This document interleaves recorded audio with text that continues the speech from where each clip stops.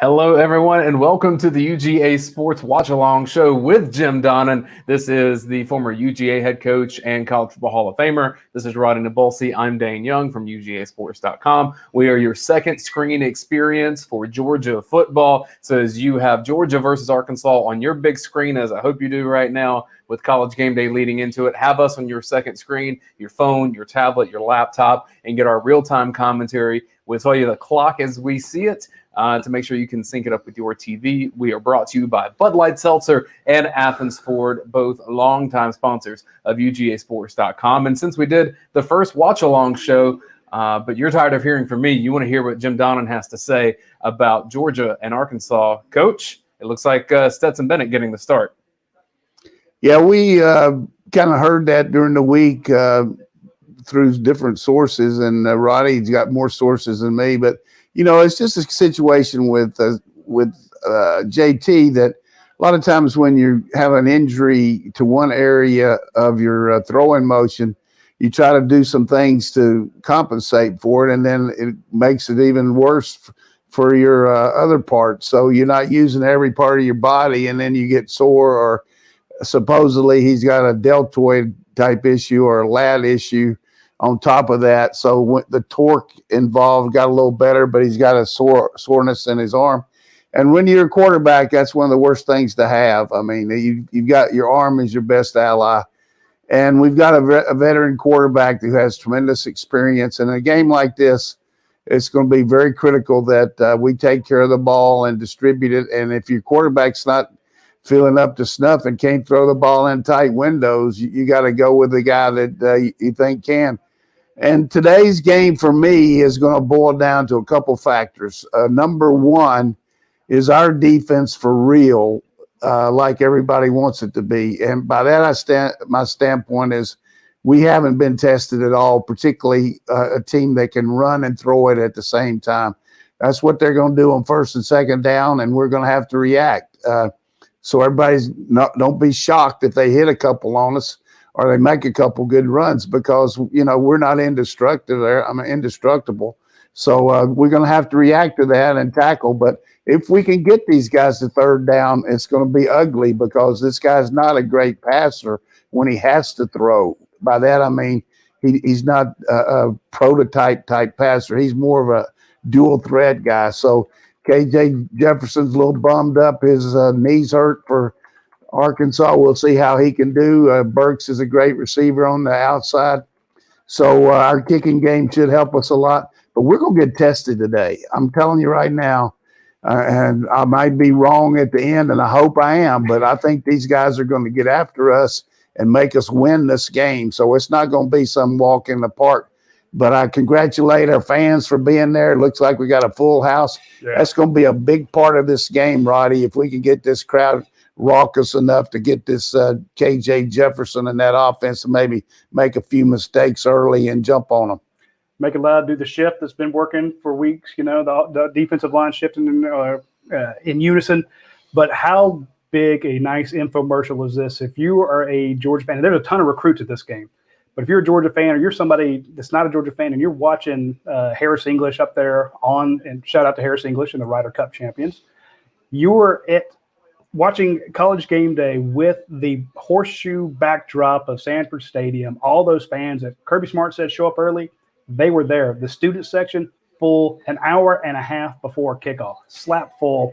They're loud, they're cheering, and that right there is just a fantastic shot. Reese Davis, who did a fantastic podcast with you and Dane, he spoke about Georgia football for half an hour, talked about how this is the best defense in the nation and what he thought about JT Daniels. He was high on Stetson Bennett. Reese Davis's podcast was fantastic, and I'm glad he did that with us. But now you're looking at him with that giant stadium behind him, Dane, and it's just absolutely packed. It's just a beautiful series, and they are loud. You can hear them through the TV, and they're going to go right from this headgear selection we'll see in just a second into kickoff. And it's seamless. Probably starting Wednesday evening, the atmosphere on campus just kind of beginning to shift. And by yesterday, it was already a fever pitch. I mean, Athens has been rocking for a while here. So the fans that vote on this say that Georgia, 66% say that Georgia will win this game over Arkansas. and Desmond Howard picks Georgia. I think we know who Harris. Well, good for him.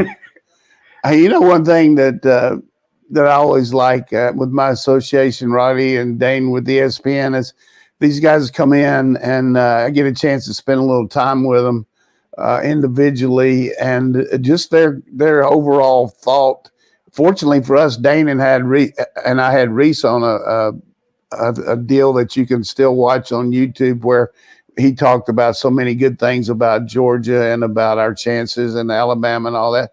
But just to be with them individually and hear them talk about UGA on a level with Alabama, it's just very heartwarming to hear them say man to man, not something on the air. And I'm not going to divulge everything they're doing, but you talk to Reese, you talk to Kirk, you talk to Bear, and hey, they feel like Georgia's a real deal. I hope we are. I really do. If they can do it today, or we can do it today, I'll believe it. But I've just seen too many areas that we don't do well that Kirby's talked about that we've got to keep improving. If we can get our defensive secondary coordinated with our front, then it's going to be really good. And if our offensive line, and I think it's something we're going to see today, Roddy, that you talked about in that report you do. I don't know what you call it, 478 or something, but whatever. That's my area code. Whatever it is. But, our line really hasn't been called on. Everybody's kind of jacking around with them. But when it was called on against the Clemson Tigers, they delivered. I think we're going to see some hammer and tong stuff with Milton, with Zeus, and some zone read with Stetson Bennett keeping the ball, because you got to keep this defense at home. I mean, they fly to the ball and they're very reactive, even though they passive on the back end. They have a lot of people. But if you can misdirect this team, you can hurt them a little bit. I mean, the Rice Owls, the Rice and Gravy, the Rice Owls, the score going into the fourth quarter against this vaunted Arkansas team was 17-17. So this isn't exactly mission impossible for us to go out there and kick their butt today. Hey, Chad Lindbergh, good to see him out there. But speaking of Lindbergh and the offensive line, you're right. I put in my 3-2-1 Georgia 3-2-1 report, where we talked about the fact that Stetson Bennett was going to play an integral role in this game. We said that he would be called on. He has been called on. He's going to be your starting quarterback. We knew JT Daniels was banged up. So when you said that, did that piss people off? It did. It very much did. And there was a lot of great stuff in my report, but only thing people talked about was Stetson Bennett. And I mentioned the offensive line. We've seen a bunch of different combinations. Go back to the last two games, Vandy, UAB, and South Carolina, last three games, and you see Broderick Jones getting in there a lot, Coach. You saw Amarius Mims get in there. Right, you saw them building that depth, yeah. They're building that depth. They want to come out. If they're going to do this 3-3-5 thing, or what is it? The 3-2-6. 3-2-6 is what they're going to run. Okay.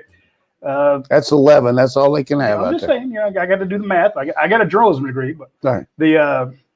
They run this 3-2-6, and you got these big behemoths on the offensive line. You got 4 5-star running backs. 3 5-star running backs and a fourth guy who's pretty bad. And then Dejon Edwards, stick him in there.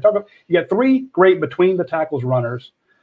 Mash these guys. Run the damn ball. Right. I think we can go right at them. I think we'll do that. I really do. And I think with Kirby, with his defensive pedigree, knowing that we'd like to keep their team off the field, I could see a little more ball possession by the Dogs today.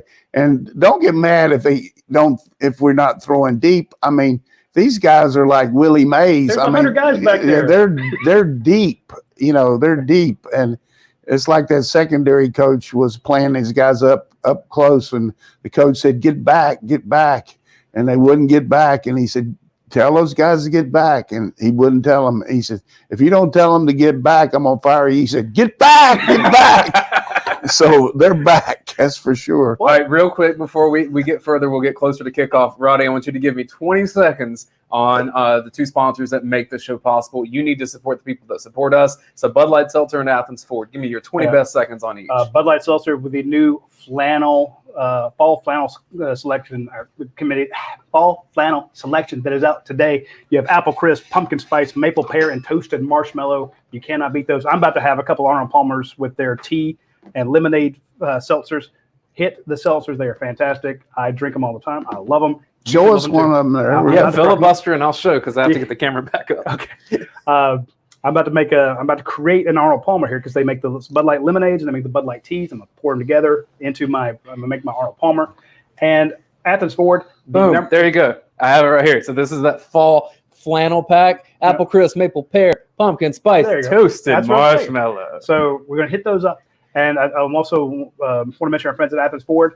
That's where you need to go if you need a new or pre-owned vehicle. Lifetime powertrain warranty on just about every car they sell. They're the number one retailer in the area. I mean, number one Ford dealer for certified pre-owned in the state. I say area, to me, the area is a state. So you can't beat them. And we're about to have kickoff here. Yeah, it looks like it just went from the bridge to the press box in about 30 seconds. Looks like he's moving. Arkansas probably won the toss and deferred, so it's a real challenge to our offense. I used to really piss me off when I was offensive coach when the other team would let me have it first. I love to get it first, but it really said to me, hey, we think we can stop you. So yeah. Kevin, I look for Georgia right off the bat to use some misdirection here. The one thing we might not do as much today is shift around, because when you shift and go in motion and do all that and you play against a funky defense, you don't know where they're going to end up. So maybe we might do a little bit less of that.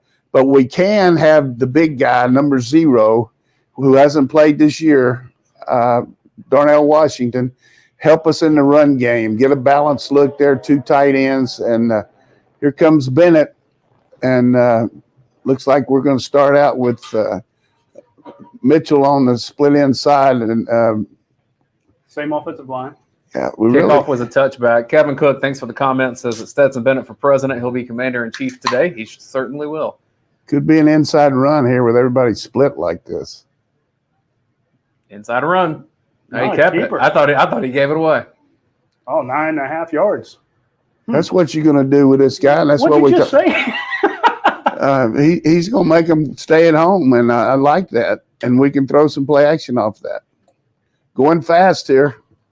Ladd McConkey coming in at the slot. We got some young receivers in there. Basically, with Brock Bowers, Ladd McConkey, and Mitchell, you got 3 guys that only been playing college football for 4 games. 10 minutes. On the second-ranked team in the country. Good time for a waist down. Wow. The guy can't throw. Yeah, he's too little, Coach. I'd say Ladd McConkey just took a tough hit. He did. A little slow to get could up. have been targeting. The one thing you got with Stetson Bennett is he's going to make you play the run, but if you play it, he can get rid of it. Yep. Is that somebody calling you from the press box? Yeah, that's somebody want to know what's going on with the whole what's going on with Stetson Bennett up there. Answer the phone. Nah. Hey, I'm answering this lemonade and raspberry tea together. 1st and 10 for the Dogs, 13:50, 13:49 on the game clock. There it is right there. Wow. Hammer that sucker. First down, Zamir White. So 3 plays. How many yards is that? Yeah, just be patient here. I always want to be a doctor, but I don't have enough patience. So let's go here. 13:36. Don't get too funky here with the ball, No. Stetson. Just get it down there and get 3 for sure. 13:30 in the first quarter, 13:28, 13:27. I'm saying this to help you sync it up with your TV as we are your second screen experience. The other thing we're doing is going on a fairly quick snap, which helps us. I don't like that play. No. Brock Bowers did not get inside to block anybody. The reason I don't like that play is this team is really good, east and west, north to south. They run, this team really runs well to the outside. Let's keep it straight ahead. Stay out of the 2nd and 3rd and long. Going empty here. Watch out for coming back here. I like that check. Now we got a chance to do something here. Same play he ran before when he kept it.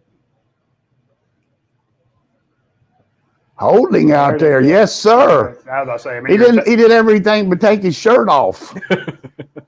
I'm getting a little excited here because I just want to see this indestructible Arkansas defense that nobody can do anything against. Nobody scored on them in the first quarter. Yeah, Newt Rockney. Oh, come on. Jeez, if you didn't throw it on that one. When you see the fabric pulled like that of the jersey, it's a pretty easy call. That's a bit much. We still haven't showed the 2 tight end look, which I think will be really good against. But I give Coach Monken a little credit. You notice we we got our receivers spread out to make those outside backers be out inside on them, and it creates a 5-man box there to run the ball. And if you put anybody he had on there, you saw what our man Zeus did. He ran right up, picked up 11 yards. Right. Now we're going with a little package here of into the boundary. That is a heavy bunch right there. First quarter, 12:39. Georgia driving, tied at 0 with Arkansas. Why wouldn't you bunch up on the field side, Coach? Slant. Oh my goodness. You got to make that play, Mitchell. That's Robinson. Justin Robinson. That's the same guy who dropped one last weekend. Yes, He's had a drop in about every game. I don't know why we subbed that much at receiver. I really don't. He played the most snaps last week of anybody. But I mean, he's a good player, but I'm saying Mitchell maybe needed to get him out. But I'm going to stop that second guessing. But that's a bad. McConkey's injury may have. McConkey's back in. Is he? McConkey plays a different position. Right there, you got the edge. Oh. I mean, there's a little difference in that guy's jet right there. Yeah. Watch the way he just outruns the blocker. Great job there by Salyer, just getting the tie there. You know, you don't need to knock him back. Jermaine Burton doing good work downfield too, Coach. He did. Now Jermaine Burton going way out wide. We got 7 out there, and we got some good players on the field. We just got to. This team is not giving up a point in the first quarter. They have not. 12:04, 12:03. There it is, right there. Go ahead and run it.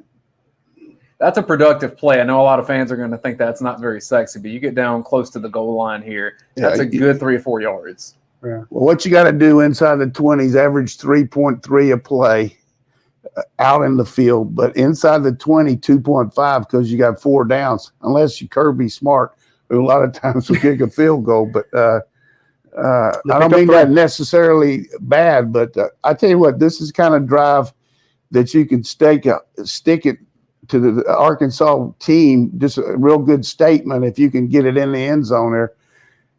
We're looking like we're going to try to run some kind of quarterback draw here. I was about to say, it's empty set. Or just throw it. Oh, you got to make the first. Oh, man. Drop your head. So it's going to be 3rd and about 1, maybe a half. Excellent job there, my McConkey, running a little pivot route there. You see him go in and go back out, make him think he's running across. This is a masterful drive by Todd Monken that's showing me a lot of stuff here on this underneath because this team is really ranked high in a lot of categories. I could see Bennett faking this and running around the left end. What did I say? Towards the boundary. How about him running in for a touchdown? That was a touchdown. Larry Munson, touchdown. I knew you were going to do that. I knew it was coming.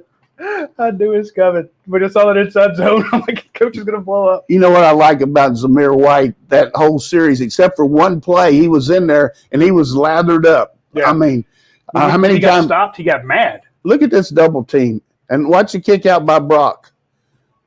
Beautiful. Brock. Great little stutter step from Zamir.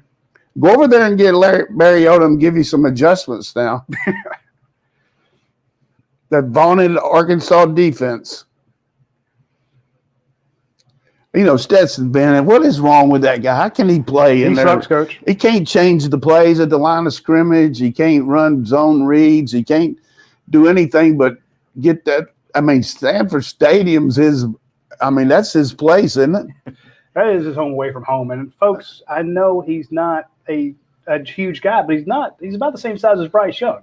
He's bigger than Bryce. He's thicker than Bryce. But I'm just saying, you saw the threat to run. First play, you kill all that backside pursuit, which you taught me about. I didn't realize as much how important it was. Now you got them thinking, here's a guy that can keep it. You would never have run that with JT Daniels. Right. Now, I want JT Daniels in there. I don't want people to think that I'm pro or con. I'm just saying it's You're not just stating it like thing. it is. It's not a bad thing that you bring a guy in who can run that, and that defense had to be aware of that because on the first play, you set the tone. If you guys don't account for him, he's going to pick up 9.5 yards, which he did. They had to account for him every snap down the way. He said, "Look, I'm not just a running quarterback. I throw it second play. That throw to McConkey." Slow down a little bit. Now. I'm just saying. Slow down. You can talk. I'm geeked up. Let them understand. We only have so much time before this commercial comes back. So I want to use the time we have to give some shout outs to some people in the comments here. First of all, Chris Moore says, "Coach, we love you." And I know that's shared back from Coach Donnan as well. Appreciate it, Chris. Where's Chris located? Yeah, y'all tell me where you're watching from. We like to give shout outs as we can to your hometowns before this comes back. Dennis Riley says, "I'm watching from Exton, Pennsylvania in the Philly area." All right, out there in the Philly. I like it. Couple recent players from that area. I was up in Philly one time, and our coach was not doing good in recruiting, and the head coach wanted to talk to him, and so he told him he could.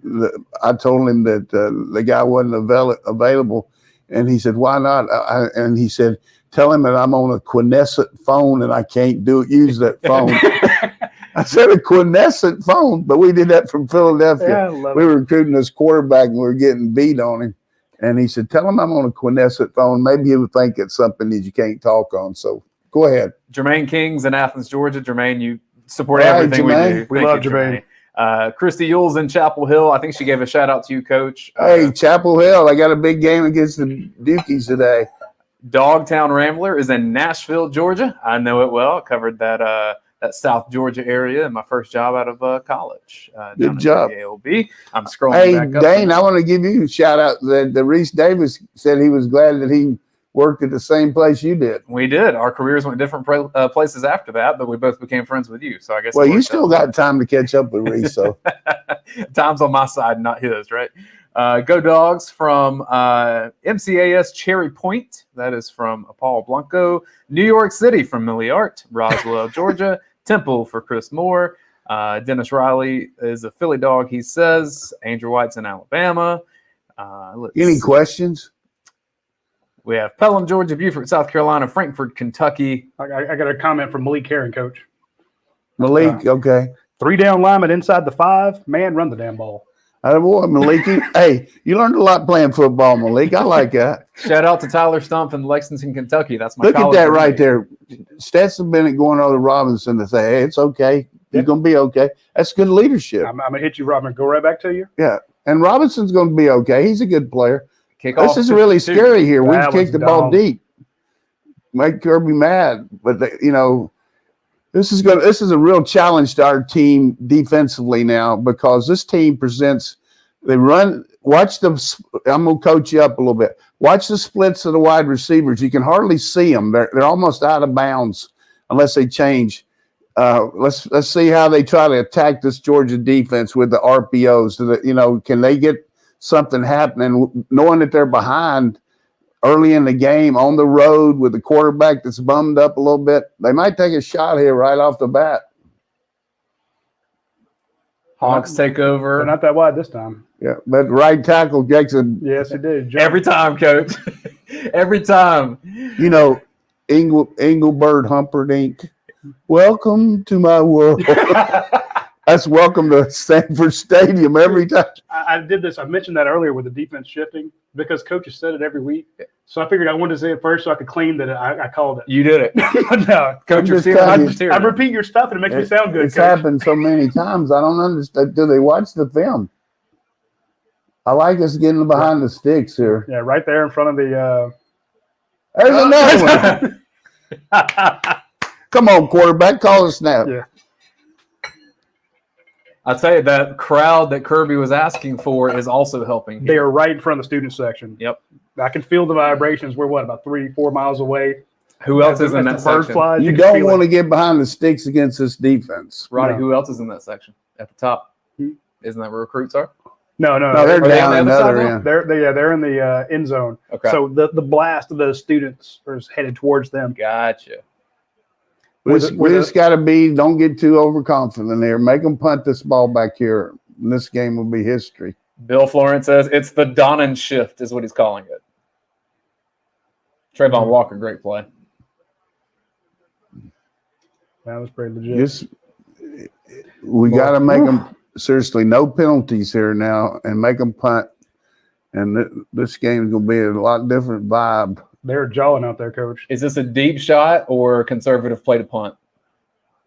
I have no clue here. I think I'd be worried about protecting right here. And Georgia brings four. Oh, there it is. Devontae Wyatt with the big sack. I see you, Decatur. I got to just sing a little more Engelberg. Let me come on in. Miracles don't happen for you. Ray says Arkansas is spooked and it's 30 days to Halloween. 4-man rush with the back in there to protect.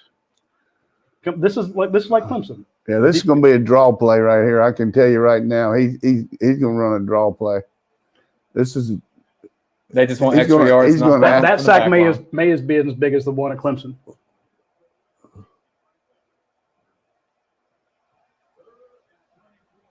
That's a dangerous. Well, that was close to being interference, Walker. Yeah, I was about to say, I was watching for the flag.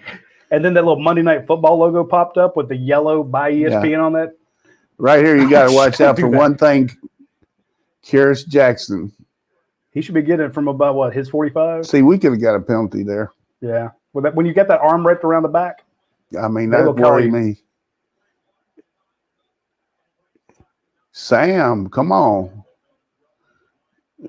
You don't have but one headset, man. We don't want to place it.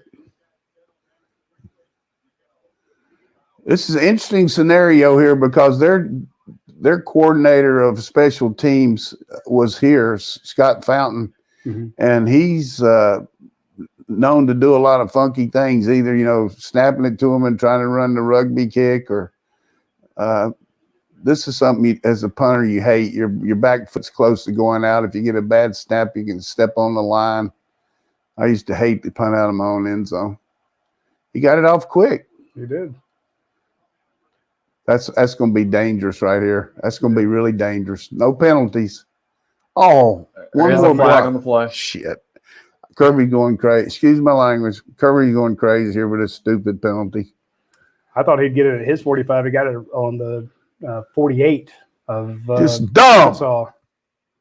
Dumb. Didn't have to do that.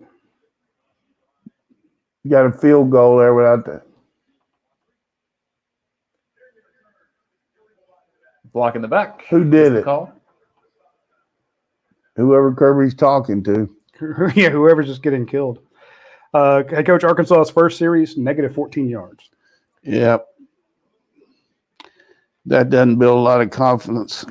Hey, if you're watching this, please do us a favor. If you'll share this on your social media networks or text your friend and say, hey, have you checked out the Watch Along show with Jim Donnan on UGASports.com? We're on YouTube. We're on Facebook, wherever you want to be. We're trying to grow this thing more and more and thank our friends at Bud Light Seltzer and Athens Sports. If you'll share this, we would really, really, really appreciate that. Be nice of you to share it. I'm going to tell you. That was I'm telling you right now. Robinson, coach. I'm telling you right now, that was a critical penalty. Yeah. Critical. I mean, all the momentum was there, and now we're going to have Washington's in the game. Yep, there he is. They can't hold up with that 3-man front against that look right there. Yeah. There's Washington. He's just 6'8", 270. He just killed number 27. He's the size of LeBron James. I've said that since he got here, but that's insane. He's really good at it. Barry, draw him up. 8:52 in the first quarter. 8:51, 8:50, 2nd and 3 for Georgia. Here comes Kenny McIntosh to the back. 2 backs here. We got the chance to Nice. Got a good vision there. You see what we used to call gang people? We had 3 wides and 2 backs. Yeah. So he had the choice of handing to either one of those backs. And he decided to go away from the pressure. And look, he ran right into the bubble. Do the backs know which one's going to get it? Yeah, he'll tell them, it'll be either me or you, or a 14 or 15. Or I got you. They know there. Because, it looked like Kendall Milton took off the block immediately. Yeah, he did. But because he'd already told him to go hand it to the other guy, just like he is right here. I'm telling you, they can't hold up against that. What's wrong with that offensive line? Everybody talking about them? So that was an RPO that could have gone to Jermaine Burton with Brock Bowers blocking for him on the outside, but it was the handoff up the middle. You're right, Coach. There. I don't think that was RPO. Well, Burton was sitting there ready for the football. But you see the action by the quarterback. I mean, it could have been. It could have been. Kyrus Jackson in the slot like that.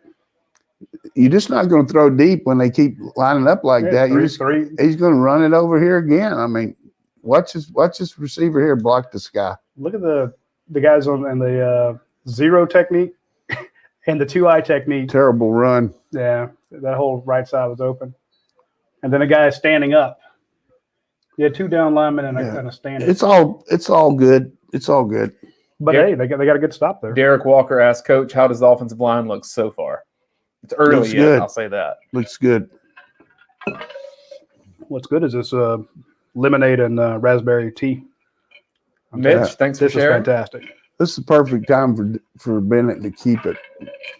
3rd and 2, 3rd down conversion. This could be big. 7:04, 7:03, first quarter. Press coverage.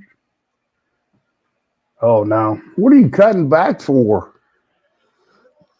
Good job by Odom there. I mean, they're playing the backside here. We got to stay home. See, if we hadn't had that penalty, you'd have an easy field goal here. Yep. But now you got to go for it, and that's not one of our fortes. Yeah, they couldn't get 4th and 1 last week. Yeah, but that was second team. I don't know. I can see him faking up in here to tailback and coming out here and throwing it in the flat. Burton in What motion. an old-fashioned keeper. There it goes. Power football. Yep. Smash them. Zamir White was mad about not getting it on the first one. Yeah. Really good center of gravity for Zamir. That's BYOB. A really good job with motion here. Watch the other guy go across there, and then Bowers just very nice job there. Knocked it. Hey, then Zeus got to get his mouthpiece back in. All right, just be patient. Keep hammering the ball here. I don't think we need to do anything else right now. I mean, we're in empty. Coming back with Kenny Mack. Still got the bubble. They're off sides. Doesn't look like it's called. Oh Mark, that was beautiful. Beautiful pass. Jeez. I wish seriously, I wish the guy could throw a little better. You know, I wish he was tall enough to throw it. He doesn't have touch and he doesn't have awareness. Coach, this looks like practice. Tremendous release by did you see Mitchell take the guy inside there? They're all sides. They're just coming off the edge. I think they're offside every damn time. They had 12 on the field. They didn't get their guy off the field in time before the ball snapped. They were subbing on the top of the screen. Defensive guru. Chris Calvin is watching from Sumas, Washington. You know, Radi is such an awesome analyst. You know what I think? You clip this. You know what I think? You know what I think? Even if it is out of context. You know what I think? Seriously, you know what I think? Stetson's doing really well too. Is using his snap count here, and he saw, the group there, and he got the playoff. Watch the outside receiver take the corner in. See him come in, and then a double move by Kenny Mack. That was beautiful. Strong. 1st and goal for the Dogs. Power ball right here. 2.5-yard line. He's going to walk in. Where does he keep cutting back for? He cut into the block. Into the. That's Milton this time. It was. Yeah. Zeus well, that's his first time in there. He's mad about that. Here comes the jumbo package. Jordan Davis coming in. Big Jalen Carter coming in. This is called the Biscuitville. They've both been eating a lot of their mama's biscuits. Remember, Jalen Carter caught a touchdown out of this formation one time last year. I don't expect that now, but just please don't do that. It would probably work, but they're going to come out fast and run it off right tackle. Timeout by. Okay, defensively? What do you call here? Our Father.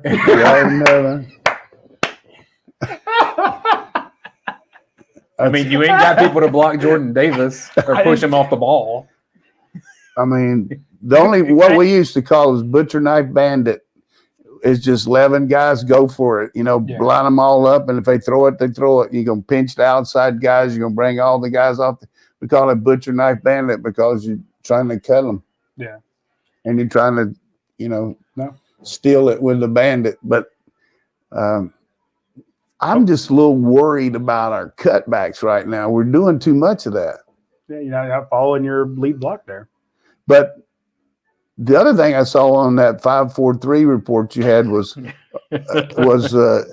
you talked about Georgia's probably going to run at these guys. I mean, did you just dream that or what? No, I remembered what you had said. I mentioned that in the Clemson game, we saw that just old-fashioned bully ball. And then on the podcast, you were talking about this 3-2-7-9 defense. You know, this the 3-2-6. They didn't have enough guys up there. And I'm thinking, run at them. Malik Herring says the same thing. You got 3 guys on the line, just run right at them. And this team, I hate people always want to talk about the passing of the quarterbacks, but you have all those 5-star and 4-star offensive linemen who are great in run blocking. You got these great running backs. You don't want to give KJ Jefferson the ball too much. Ball control. It's Kirby Smart football. Right. Run it, ball control. Don't turn it over. Yeah. Who cares? Score the damn ball. Score points. Get touchdowns. Yeah. Whatever your best way to do that is. But against this, you run against. But against this look, all that sophisticated stuff doesn't work because they're dropping off so much. So by going right at them, you make them, make the outside guys come in a little more. And what we're doing, they count on those 2 outsides. So they got 3 guys inside and 2 backers. Right. They got those outside guys that they're counting on coming in from outside in and containing. But our receivers either in motion or stepping inside and or blocking those, and they're not making any tackles to help those guys. And we're getting a push on those 5, So. But that has been when we were watching the film of theirs against Texas A&M. They were showing. 3 down linemen, and I think I was looking at 3-3-5. I don't think what I was watching. We weren't watching the right film. I probably wasn't, but I'm saying they run a 3-3. They run a 3-2-5-6.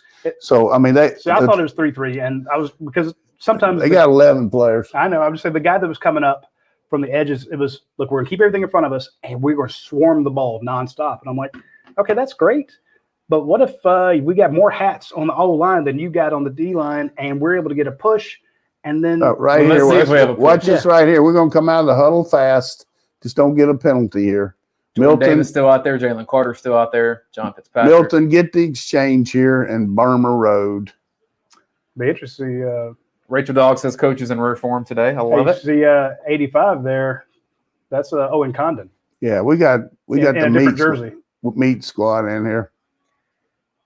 There it is. Touchdown. Jalen Carter, nice block. Carter's still blocking.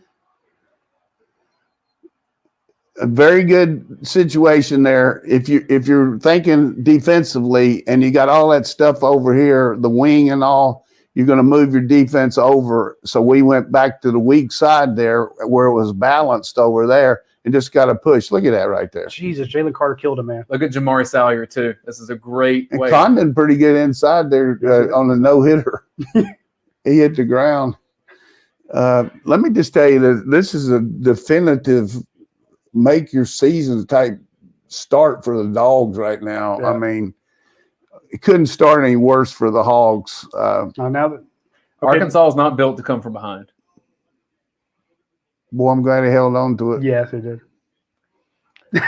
One thing you tell happier person one thing you don't want to do as a defensive player on the goal line. If you're coaching little league football, don't try to steal the ball from the guy. Make the tackle. Maybe out in the field when he's bunched up or something. But that guy, man. Well, to me, we were coached never try to steal the ball if you haven't wrapped up. Right. We're like. And we would do the thing where we saw a guy coming around the edge. He's running a sweep. What year was that? 2004 or what? 96. Okay.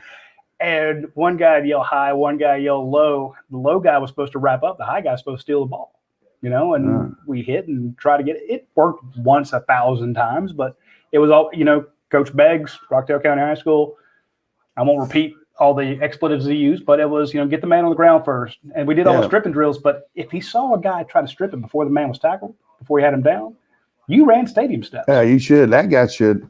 But I'm just going to give a little love to Georgia's offense from the standpoint of no penalties, one drop pass, one play maybe that was negative. Everything is just confident football team. And I've said this throughout our fall camp, and the people that watch our show on Tuesday, our team plays against better competition every day than they've played all year. Now, I was thinking Arkansas would be a little better, but realistically, both sides of the ball are seeing that, and that's making them better. You can see significant improvement in the way our offensive line is coming off the ball all year long, and they have to, from a survival standpoint, against our defense out there, because they're doing that. And the defense likes it because they're getting good. And I asked Kirby this week, which I will volunteer. Sometimes he talks to me and sometimes he just walks by me. But no, he'd always talk. I said, it looks like we're doing a lot of good against good. And he said, yeah, I think we need to do that just because of keep working to improve our confidence, but also to stress our defense a little more than the scout team can stress us. So by that, instead of maybe doing 15 plays against the scout team, you might do 5 and do 10 against the one-on-one. You know what I mean? So it's all part of practice. But no, I'm with you. I'm just going to tell you right now, this next series is about as critical as Arkansas has had since Chad Morris left. You're right. Because confidence-wise, they made one play. All they've been doing is going backwards, and they know they're going against a good team, but they are good. And if I'm coaching their offense and I'm Kendall Browse, I'll say, look, our goal right now is to go out there and get one first down and then see what we can do. We don't need to worry about scoring a touchdown or doing anything except let our defense get their wind and figure out what's going to happen, and then see what goes from there. So how about those Tennessee Vols there? That Missouri defense is New York life. They're running for financial security. They're getting independent. And there he goes. You remember that commercial? I do remember that. I mean, Missouri's defense is weak. You're showing some of our folks. That bodes well for Georgia. We got to kick it out of the end zone once. Or just let him fair catch it. Oh, yeah, put it on the ground. I mean, these guys are – I hope there's some porta potties over on the sideline. 3 possessions so far, Coach. Georgia has held the ball for 8 minutes and 58 seconds, 9 minutes. Arkansas's had it for 1:26. As Dave McMahon points out, Kendall Milton's first career touchdown. What? I said they hope there's some porta potties on the sideline. They're basically urinating down their leg right now, Arkansas. Two back-to-back terrible field positions for them. See, by fair catching it and not catching it, they lose the ball right there. 18 and the 8.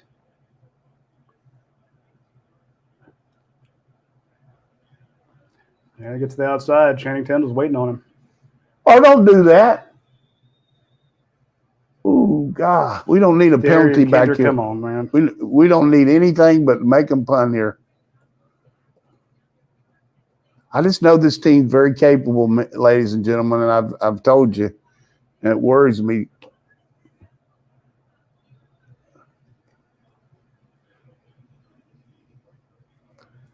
That was just a busted play there. Don't know if you want to be trash talking Trayvon Walker. Nah, I would. Oh boy. What was the penalty here?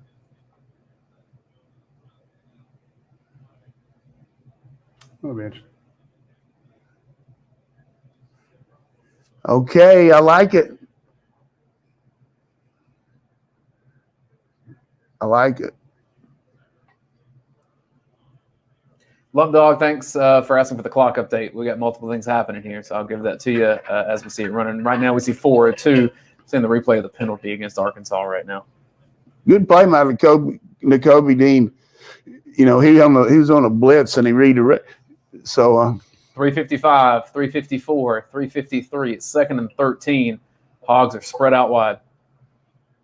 That's what you're talking about, Coach. Look how wide. I mean, that one guy, he's almost getting a hot dog. Yeah, we can't let them go deep here because they're going to try it.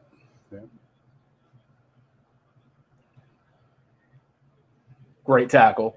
Yeah, that's Christopher Smith.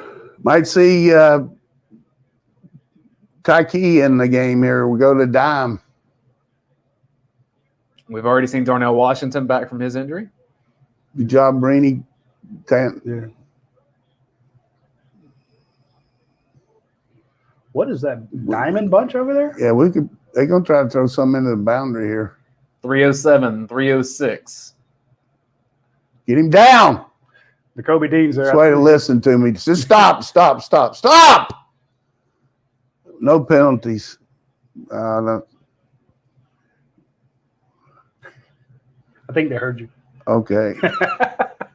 What I'd like to see right now is a bad punt. If you're running against a defense like Georgia's, you cannot hesitate like this. Yeah, that was. You have to just commit and get what you get. He had a quarterback draw, but it wasn't any place to draw. Yeah, that's a. You're right. I mean, he looked like he was going to run to the weak side, and then this guy's helped him out with his kicking, though. They have the worst punting team in the SEC. Oh, we tried to play the ball. Oh, Scott Fountain, where are you on that? Zamir White with a touchdown. Hey, 2 years in a row we blocked the punt against those Hogs. Woo! Did you see the guy come from the end? That was a great shot by ESPN. I got to settle down, excuse me. No, Cat Dog says coach yells at the TV like I do at home. They love it. I mean, and these Georgia fans love this. What a play. They are. I mean, that is just so you can't imagine the way these kids work on special teams. And that's old Jackson doing it. We've been talking about him all spring and fall. Give him a scholarship, Kirby. I mean, you think this score around the country's got everybody's attention right now? It should. This is dominance so far. Long game, I'll say that. But what? Oh yeah, I mean they get some better field position. They'll do some things, but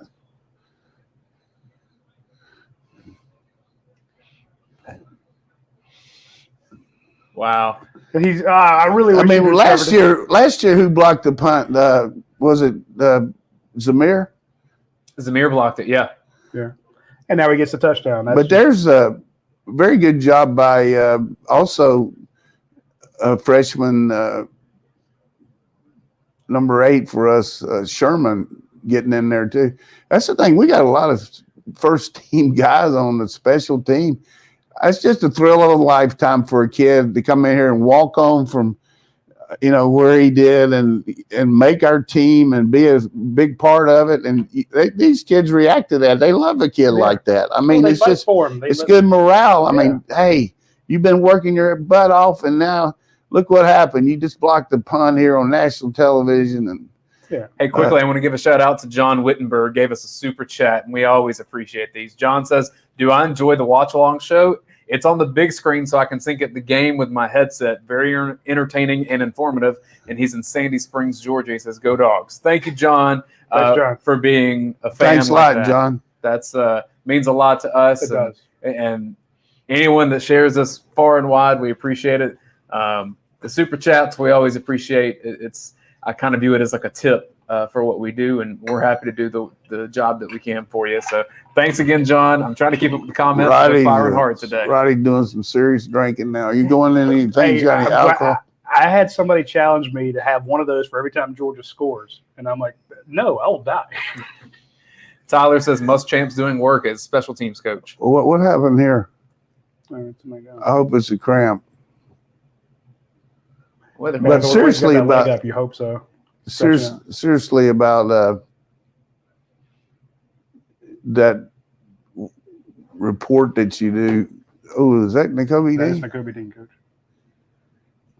I'm not going to say anything right now. Bill Florence says, "How many first quarter points has Arkansas given up this year?" LOL. 21, I think. It could be Jackson Meeks. It could be. Where's a kickoff? We got 2 17s. Yeah. But everybody gets on you about having the wrong reports and everything. The only thing you said is you felt like Clemson might win, but for the most part, Clemson almost won. Let's not forget that. For the most part, you didn't score a touchdown on them. But everything I mean, I just think you should quit writing that and let those people go to the game and not know what's going on.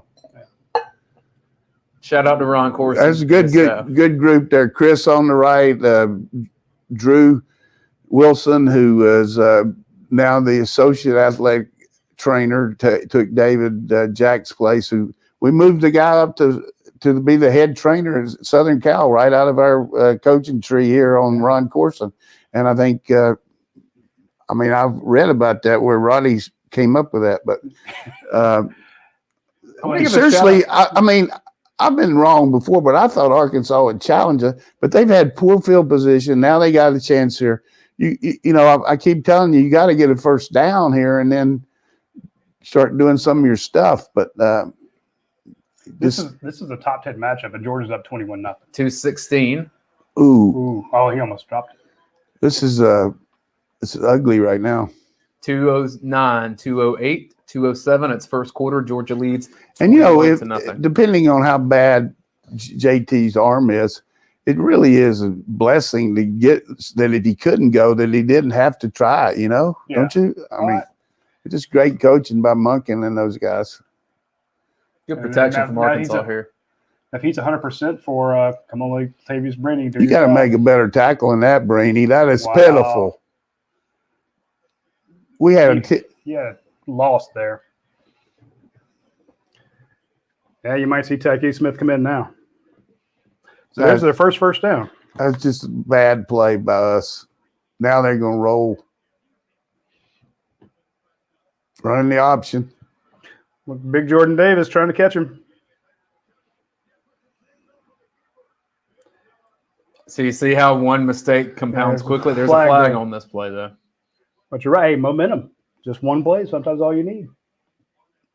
Well, especially with a start like this, I mean, Arkansas players may begin to get down on themselves. One positive thing can get them back in their rhythm. Yeah. And it's way early in this game to think that this is just far and over. Yeah, they got a good team. I mean, it's not going to be a mash. No, but I mean, you got to like the fact you're up 21-0. Now it affects their game plan a bit. Yeah.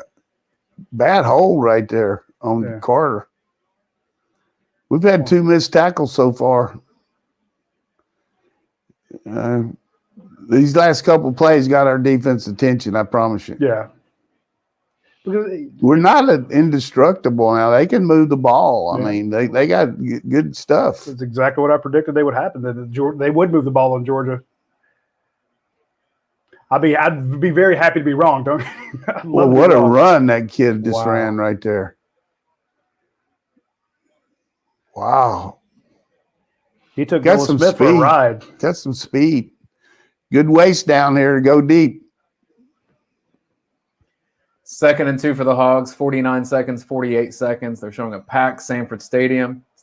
Give them a little credit for coming back with a drive right here. That shows you some. They manned up. We missed the tackle, and then it was. They gonna get some confidence here. We need a turnover. Coach, you always talk about field position. You're seeing the difference right now of when they had it and when they don't. Yeah. Coming here and throw the bubble to him. Look at Nakobe Dean streak through there. Oh, ball on the ground. Nope. That's the quarter. End of the first quarter. Georgia 21, Arkansas 0.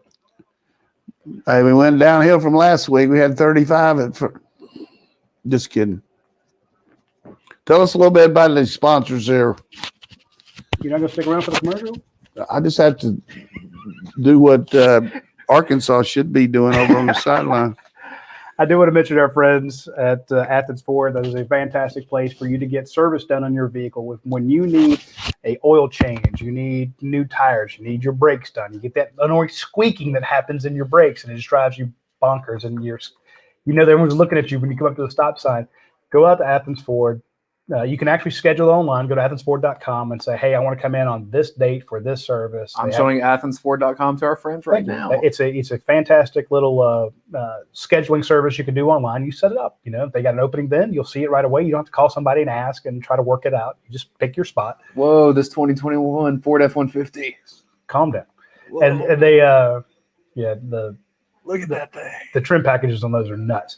And they also have the electric ones now coming too. So heads up on those. But if you need any service done on your vehicle, go out there. And if you want any custom stuff done, they have a parts department, and you can go out and get all sorts of step bars and custom things done. It's its own section. You don't have to go to like the repair department and get it done there. You can go to the parts department and get all your custom stuff. So it's fantastic. All these discounts too. Yeah, well, if you're a student or a recent graduate, you get $500 off. If you're active military or former military, $500 off. They have all these discounts for folks, and everything you get up there. New vehicles, of course, any of their pre-owned vehicles up to 80,000 miles, which they very seldom have any more than that. You like these Ford Raptors? They got a Raptor out there, a 2019 Raptor out there right now. Yeah, the Raptors. When I was looking at my Explorer, I was looking at the Ford F-150 and the Raptor. The Raptor, I'm like, what? Yeah, why is it so much more than the Ford? And then I got into one, and I see it, and I understand it. So we need a lot more subscribers to UGASports.com so I can get a Raptor. But shout out to our friends at Athens Ford. They've been a fantastic sponsor of not only this this show, but our site and our podcast. And we are very indebted to Brian Clover and the folks over at Athens Ford. Huge Georgia fans. I know they're watching this game and they're loving it. And number one dealership for Ford certified pre-owned vehicles in the state of Georgia. And of course, shout out to Leon Farmer, Kathleen Mansfield, everybody at Leon Farmer for sponsoring the show.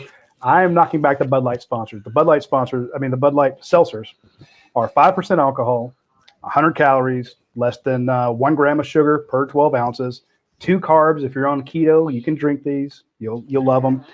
They came in mango, strawberry, lemon, lime, black cherry. Now they have iced tea, and now they have lemonade. And I've taken a lemonade, and I've taken a raspberry, and I put them together and made an Arnold Palmer.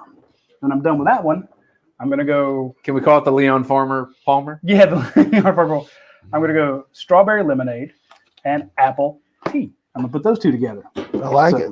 I'm just telling you, you can't beat them. And you know what I like for game day. There's no aftertaste. They're gluten free. What you like, Coach? You know what I like is when you cut on the TV and you see these advertised, and you think about, hey, we got the local people sponsoring us just like they are nationally. So yeah.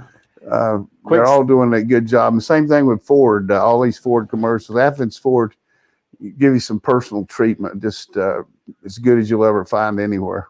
Quick stat check. Georgia 8 first downs, Arkansas 2 total yards. As I try to find that. We're back in action. We'll get the stats later. Arkansas 2nd and 8. Got to make the tackle here. We're just diving at people. Chris Smith. Roddy, I'm just telling you right now, we got to make these guys punt the ball here. If you do, that's and then that's a heartbreaker. I would go for it, though. Yeah, I mean, you're down 3 scores. He's got the first. He knew he was going to do that when he had 4 guys into the boundary. And that's just poor by us recognition. He's a big old, strong, physical guy. They got 4 guys over there, and we look how many guys we got over there. We don't have anybody here. Yeah. I mean, he ran 8 yards before anybody touched him. And good job of coaching by Riley there. Second quarter, 14-23, 14-22, 14-21. They're off sides. Kendall Browse is who I was talking about. Didn't you think they were offside then? I did. Motion. Really good march here by the Razorbacks. Good cohesion. They're mixing it up, getting the chance to run their game plan. Going to be right back in the game here if they get a score. 2nd and 6 for the Hogs. 13-50, 13-49. It's been about 15 minutes since the Georgia offense has been on the field, and that caused that blocked punt. Need a turnover here. Let put it in here. Good backside pursuit right there. Absolutely. Was that Trayvon Walker? That was Nolan Smith. I saw the 4. I was looking up. Don't guess. That's why I phrased it as a question. I like Trayvon was on the other side. Seriously, Jefferson wasn't reading that because he could have kept it. But wasn't Walker coming right at him? Yeah. What do you think they're going to do here if they don't make it? You gonna go for a field goal or you gonna try to go for it? I think he'll go for a field goal just to get on the board. They got the option into the boundary.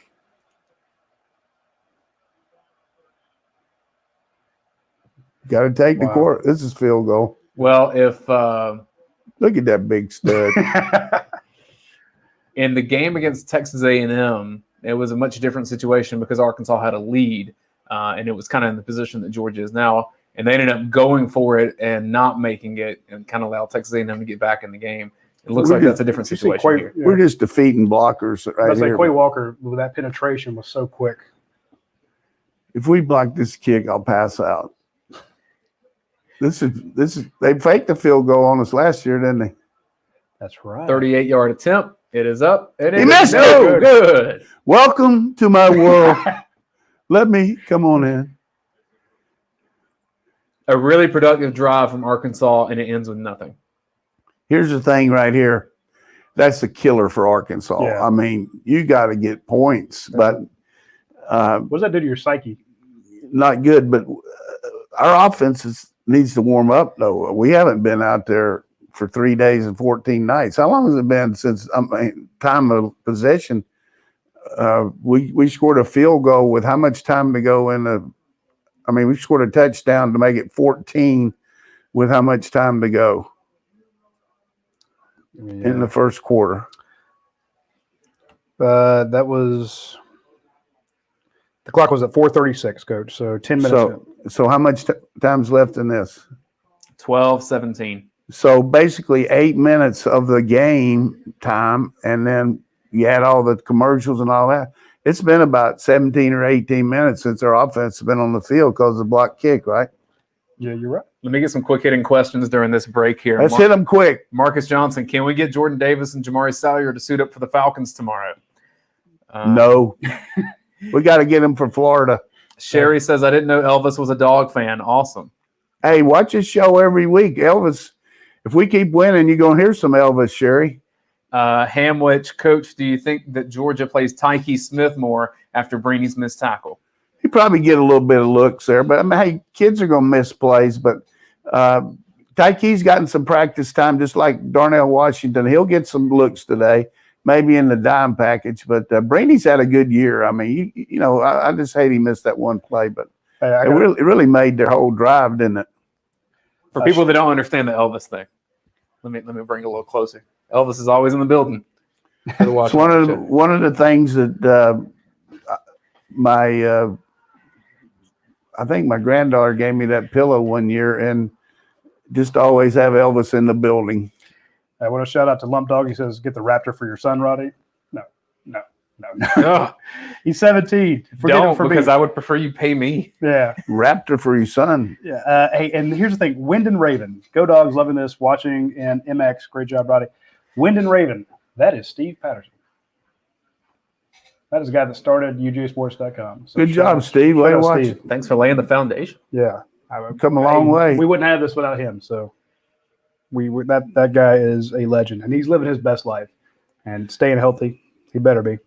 Jermaine King, Electric Trucks, what?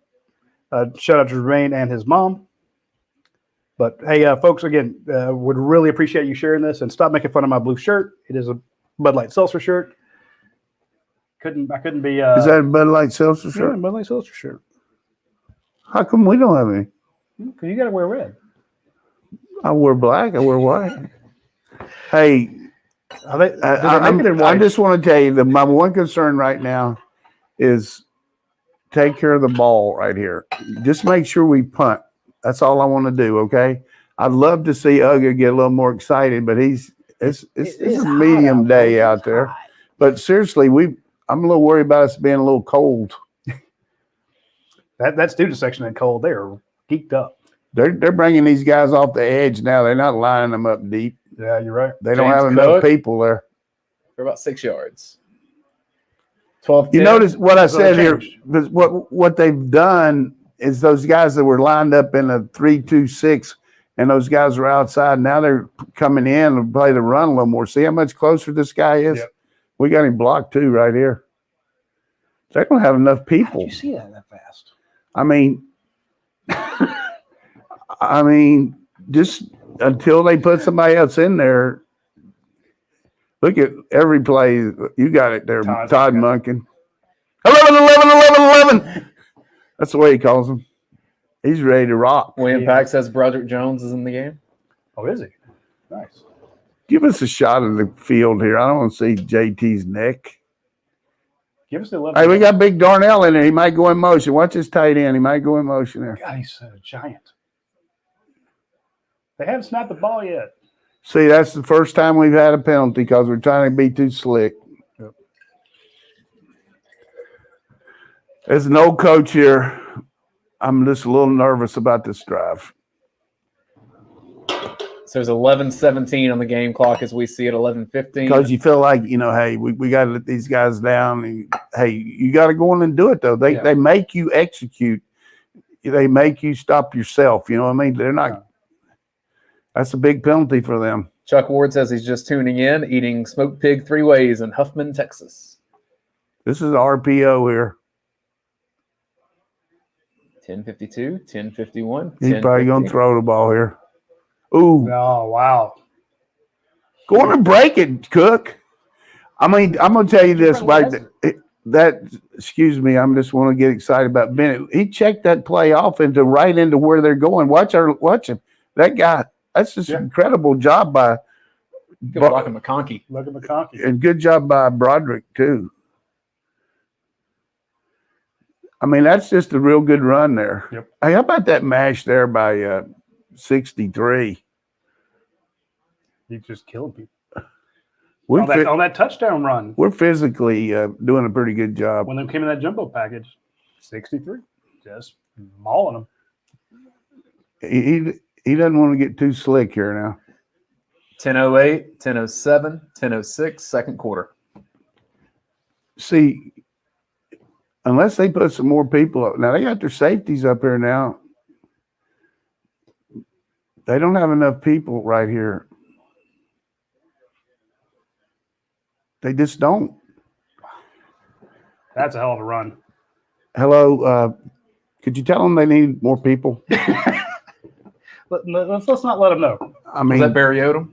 No, I was just kidding. But really, get them lined up. It's funny we're talking about. Our guys are warming up here right now. We got Darnell up there at tight end. I would run right behind his big ass.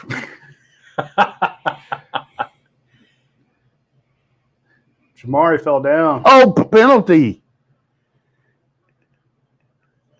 I don't like that play. Yeah. I want straight ahead. When Jamari pulled and fell. I'm going to tell you what is seriously going to happen here. All right. Bennett's going to keep it and walk. So he goes opposite direction? They run into the boundary. He goes to the field? He's going to walk for a long ways.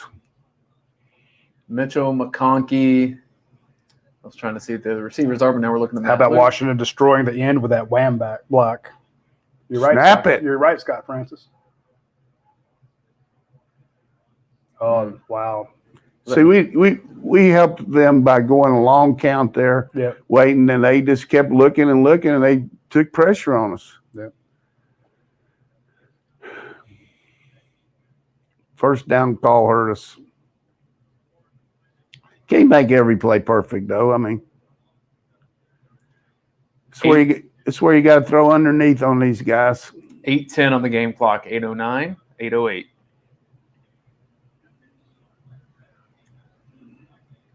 Get at least 5 here. They're going to try to heat us up.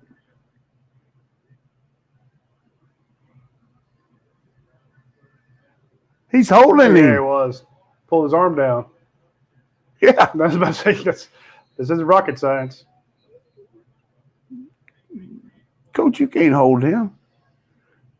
Is that a safety playing him? Yep. I mean, great job by Bennett seeing.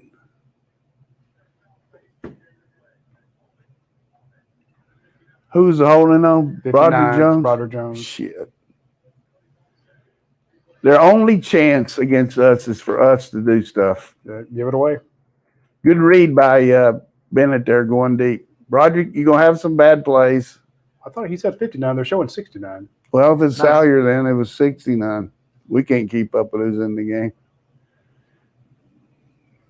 Yeah, because it was Sawyer and McClendon in at the time. They're going to play zone this time. 3rd and 10 for the Dogs, 7:50 on the game clock.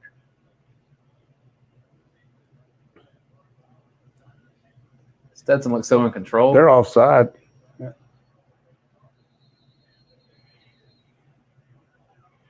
Now we got a first down.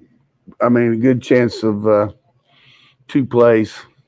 I tell you, Stetson, except for the one play where he took too long, is really using the snap count effectively. I like to see us run a little bit quicker, but he's trying to figure out what the protection is. That's what we're doing there. Okay. You know, because they got all these guys. If you watch the defense there, they got people walking up, walking back, and he's just setting the protection. But at this play right here, this should be a running down for Georgia Bulldogs. I agree. Right off the Go right, right at him. right off the right side here. There's nobody there. Bowers comes in a little tighter. He's going And to try to hit right the there back. flat. He probably should have taken him. he He could have should- gotten yeah. Kenny Mack. He had Kenny Mack wide open for a first That was down. a poor play by Bennett. Lucky wasn't an interception, but Yeah, Watch McIntosh. I mean, it wouldn't have been for a lot, but but it would have been for a first. I think he was trying to read 17 and see where he would go. But, yeah, get your first down. I don't know why we didn't run that one. Do you? It's a 4th and 5. Podlesny on the field for a 46-yard field goal attempt right in the middle. Start quick because they're going to rush you. Kick is up, and it is good.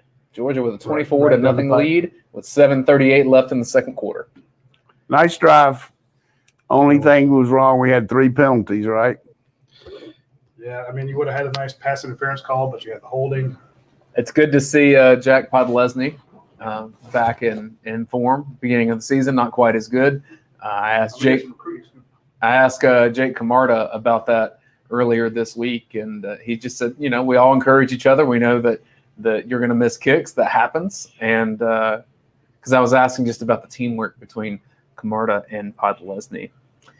I'm going to take a look, Coach. If you have questions for Coach Donnan, throw them in the chat real fast. We're going to take a look quickly at some of the stats so far in the game, since we didn't have a chance to do that at the end of the first quarter. And then we'll check out some scores from some other games as well. Total first down, Georgia has 10 first downs for 24 points. Georgia's run 22 times for 116 yards, averaging 5.3 yards a carry. That'll do. 49 passing yards. I mean, Georgia's winning on the ground, averaging a little over 6 yards a play for the Dogs. Penalties, Georgia currently, this may not be updated since that last drive. I'm seeing 2 for 15, so it'd be more than that. But Arkansas has 7 for 45, including the 2 to start the game for Arkansas, with the false start penalties on the stemming. Out-of-town scores, only one in the SEC right now, and that's Tennessee 28-3 early second quarter against Missouri. Wow. So the Vols came out scoring. Hey, we have this show called Around the League, and you can watch it every Thursday with me and Dayne and Brent. And I told everybody that Missouri's defense was really bad, and I think Josh Heupel probably saw that too. So Did he call you? one of the things that's going to be important today is our man Brent Rollins, who does a great job. Oh, he went on a limb. He's out on a big limb saying that Alabama is going to get beaten today like LSU beat them 2 years ago. And I told him, I said, you could be right, but you could be wrong. Roddy, did you know this about Tennessee? Fastest playing offense in the country. I did not know that. They get out and go. I mean, they do not work the play clock at all. Yeah, they're fast. Now, that doesn't mean they're always moving the ball. If I was Arkansas, I would try some of that too. But what a great infomercial for Georgia, University of Georgia, athletic department, Athens, to have game day here and you just come in here and play a team and pull their pants down like this. I mean, and it's not. If this was Georgia Arkansas last year, when Arkansas had gone 0-16 in the previous 2 years, Texas and Arkansas is a good team. They are. They're number 8. That's my point. I mentioned it's a top 10 matchup. They could. I don't think they'll be in the top 20 when the season's over, though. No, but they got a tough road to hoe. But all the eyes are on this game right now. Exactly. That's what we were talking about. But kicking game has been good for us. We blocked the kick. We've covered kicks well. We hadn't had to punt. We kicked the field goal. That's another phase that Georgia's really good in. It's probably one of the best in the country at doing stuff like this. And there's a kickoff through the end zone for Jake Camarda, the aforementioned. So I mentioned that when when ESPN set up game day on Myers Quad, that shot they had, I could see my dorm room. And I mentioned that on Twitter. There was like, oh, you're bragging that you were in the honors dorm. We're not the honors dorm back in my day. That is a new thing. My day was the cheap dorm. We got some different players in the game here now. Let's see how we do. We got Stackhouse in. Oh, I love Stackhouse coming in on that. Still got 3 wide in. 7:38. Arkansas down 24-0. I'm gonna watch Stackhouse versus that guard. Oh, nice hold. Crushing tackle. I tell you, Quay Walker just cut. I mean, number 7 looks like he weighs about 210, weighs 240, runs 4.5. He and Channing Tindall together, pretty lights out. Neither one's as good as Nakobe Dean. I still look for him to try some more quarterback runs. That's been the best thing they've done. Yeah. 7-13, 7-12. Oh, rolling him out. Here comes Nakobe up there. Nice. That's a productive play. Smart call by Browse again. Kendall Browse is the son of Art Browse, who was a Baylor coach, who really was one of the great proponents of the RPOs early on, that when he had Robert Griffin III and a lot of good players through the years. 3rd and 2. They moved again. Yes, they did. Hey, seriously, that is not fair. You cannot shift your defensive line against this team the first 2 quarters because they're not expecting it. I didn't think it would work as well against Arkansas as it has the other teams, mainly because Sam Pittman. Well, I tell you, it's worth a lot right there because there's a lot of difference. Seriously, 3rd and 2 and 3rd and 7. And well, that was one of our things when I wrote the 3-2-1 at UGASports. I said, you got to 3rd down. This is a bad 3rd down team. Get them in 3rd and long, and we'll have a much better day. Just make sure you don't let the quarterback run here. The last time they lined who's up, spying him right now? It looks like we got Tyndall on him. Yeah, 7. Yeah, we got about 50 guys out there. Good tackle from Kendrick. Good transfer. So was Nakobe Dean playing man on that running back? Okay. This is your corner here. Watch him defeat the block. Comes up. Well, he didn't even have a block. There was no block to be defeated. Hey, I'm not going to give you too much for that. I mean, hey, it's an open field tackle, though. I'll take it. It's a great design play. Yeah. Hey, go out there and beat number 11, win. He's all conference. Yeah.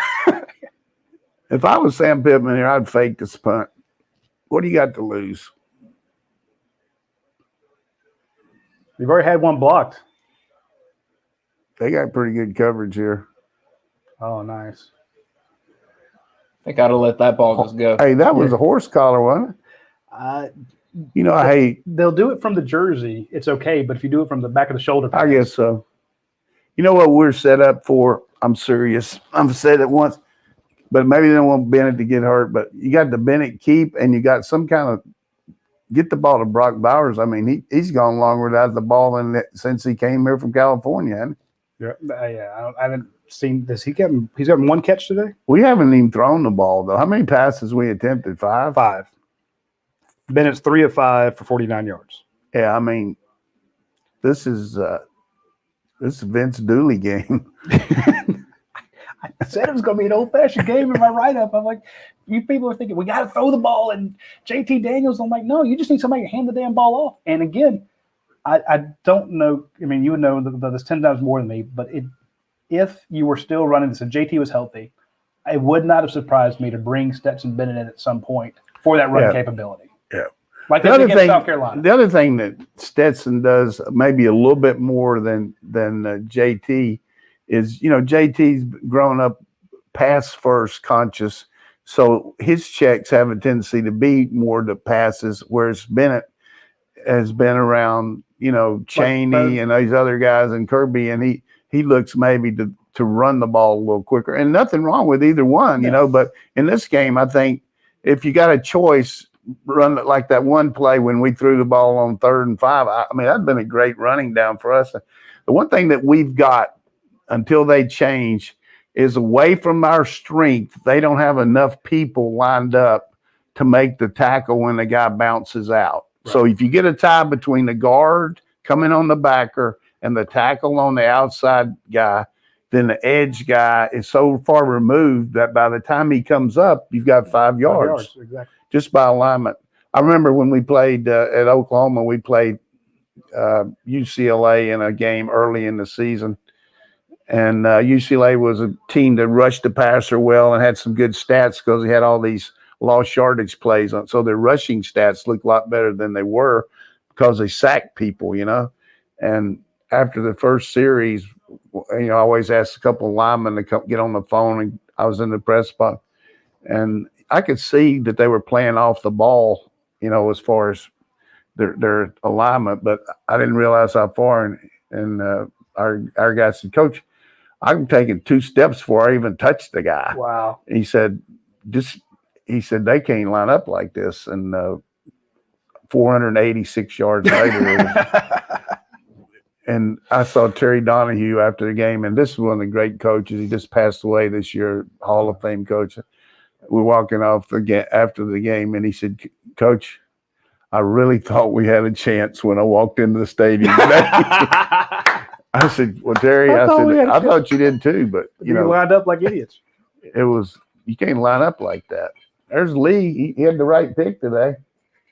Good man there. He's consoling the Hogs a little bit for the start.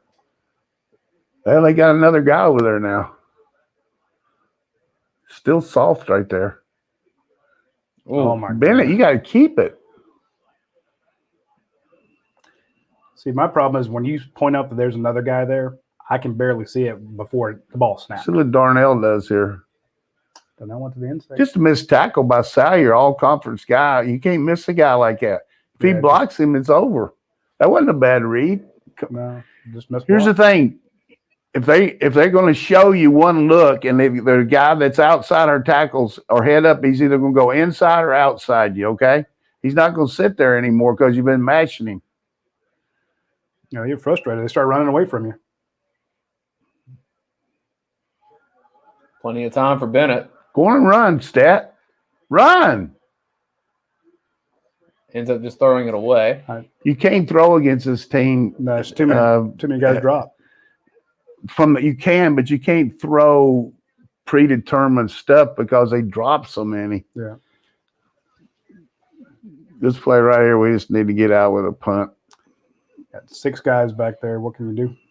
3rd and 11 for the Dogs. There's 4:30 left in the second quarter. Reminder, you may be a little ahead of us because on the internet, it just takes a little while to stream there. So if you're a few plays ahead, there's 95% that this is going to be a draw play. John Fitzpatrick in motion to the right side.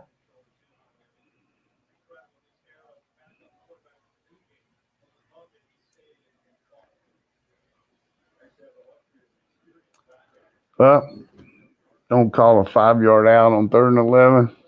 I didn't understand that. Do you think he could beat his guy and get up? Stetson getting a little coaching from Kirby.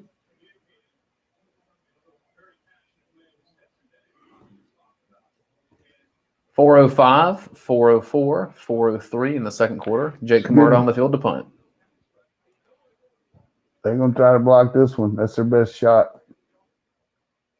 Way to catch and kick it. Great Thunderfoot. Hey, got to keep that head up there, Bowers. Be nice if they lined up all sides there.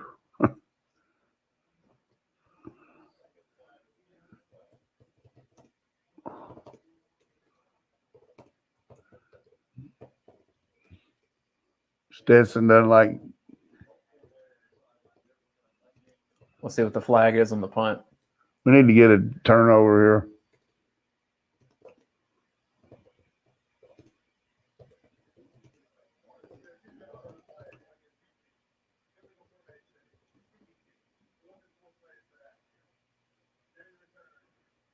Got to punt it again.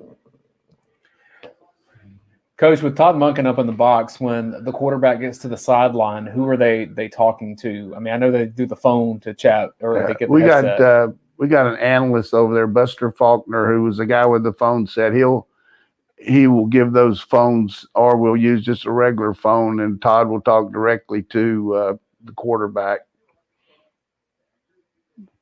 Illegal formation on the punt, that's not good. Yeah. 4th and 6. So I thought Justin was in the backfield beforehand. That's what it looked like.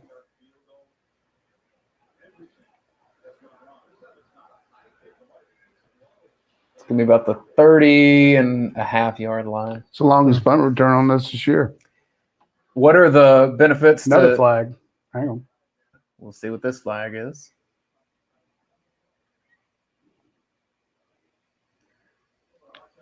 Kirby was already coaching up before he saw the flag was out there, I think.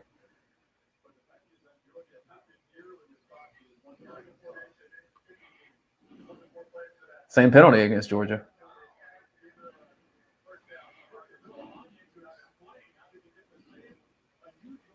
More than 4 players in the backfield. I don't see that penalty often, Coach. Well, if it's happened twice, we're not doing it. Yeah. This might be something to address on sideline, get them lined up. What I do want to ask you, Coach, is kind of the benefits of both sides for an offensive coordinator, you being a play caller yourself, of calling from the booth as compared to the sideline. I always like the booth because you can see everything, and when you can have plenty of time without the hubbub of everybody on the sideline trying to talk to you. It's just better for me. Some guys like to be on the sideline because they can talk directly to the players. But if you do all what you need to during the week, you build up that trust, and your players are going to execute what. So I like to be in the box myself. If I remember correctly, all of Georgia's offensive coordinators under Kirby Smart have been in the booth. Well, Dan Lanning's not. Offensive, I said. Yeah. Defensive have been down on the field. Yeah. Sorry, get a little. If I was them right now, I'd take the 5-yard return, add it to the return, and not make him punt again, because he's going to kick one out of the stadium here in a second. Yeah. Georgia's a little sloppy here in the second quarter, man. Well, but sometimes when you get up by 4 scores, right.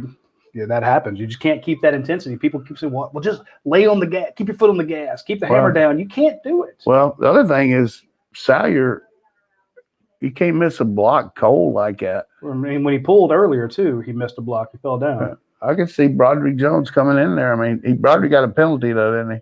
Or was that on Salyer? See, they said 59, they showed 69, but I was thinking that Jamari might have been playing inside.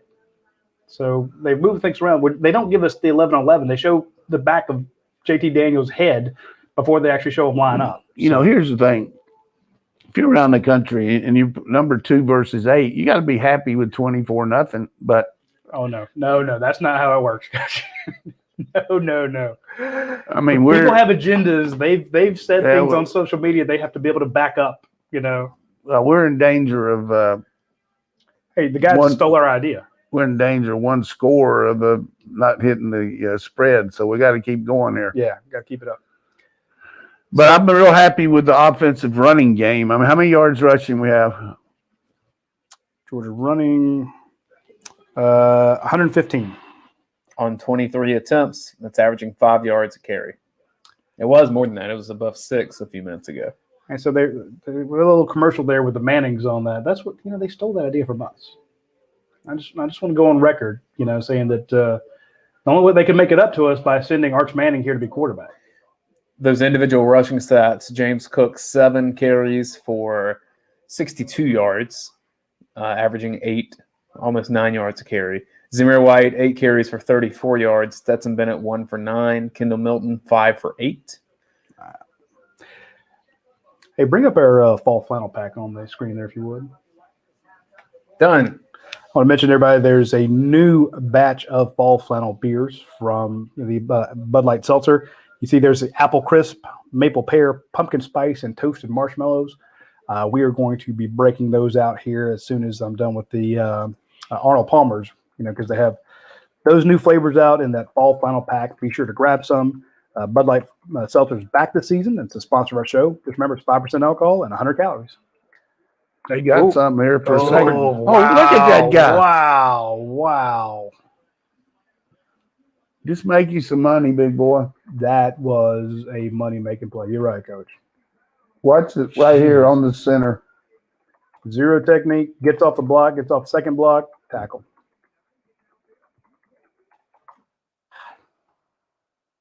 We do have 3 timeouts left.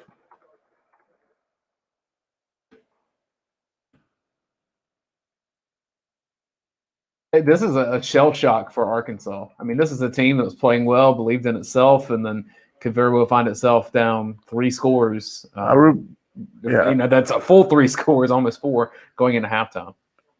I like the way they're moving their pocket, though. That's what I'd do against Georgia. If they don't make it here, we might consider going for a timeout.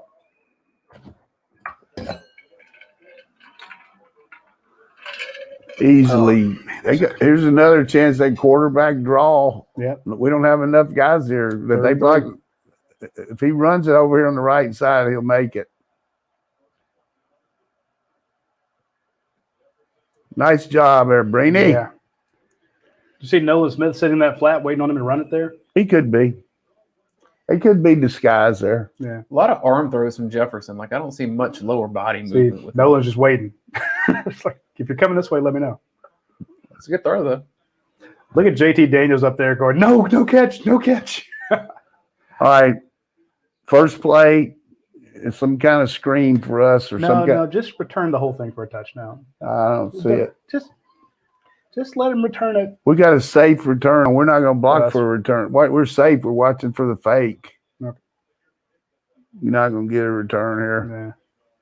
Yeah. Wow, that was a hell of a punt. Yeah. So Georgia's got a chance with a 2-minute offense situation to add more points to the board before the half. I bet you 100-1, maybe 1,000-1 that we milk this clock right here, unless he runs 10 yards on the first down, which I would too. You got him 24 to nothing. Why risk it? Scott Rollins, that's a silly question. I'm just going to be honest. He asked, have you drank any of that Bud Light Seltzer? I mean, have you seen – I have to put the camera in front of Roddy. There's 4 cans in front of him up here. The rhetorical questions come in. No, hey, but I'm glad he asked. I mean, there's no aftertaste with these things. Here we go. Inside run over here. Yep. Don't cut back. Yeah, again. It's a third time. Take your time. Use the 30-second clock. Did Arkansas call timeout? Seriously, if they did, I would get after their ass right now. I think that's what happened. They did. It is, yeah. Yes, timeout Arkansas. 2:12 on the clock.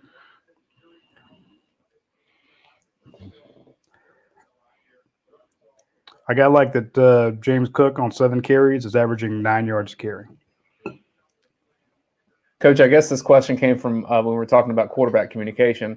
How does Coach feel about comms in the helmets? I'm guessing the communication device. Great question. Hey, it would be the best thing to happen since a jock strap. I mean, you need to the pros use it. We do everything else the pros. It really just save a lot. It cut out all these people trying to steal your signals. It'd just be a lot better. I wish we'd do it. I used to do it in practice with our players, with the quarterback, because I didn't want everybody else to know what I was getting on him. Stay on that camera view. Give us the 11-11. Please. Gee whiz, we look like Ned, the first reader here. The last. Yep. Who was that on? Zamir White. Yeah, I called on Zamir. So it's 2nd and 14. Still 2 minutes on the clock here. Georgia, plenty of time to. Well, there is, but our deal right here is to run the clock out if we can. It's my goal without them getting the ball. Don't let them get the ball.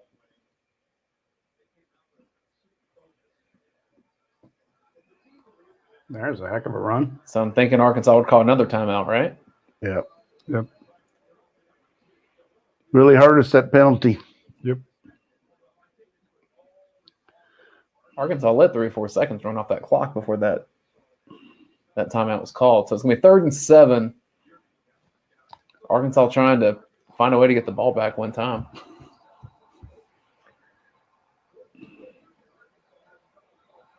And if Arkansas stops Georgia here, they'd get it back with a minute and change.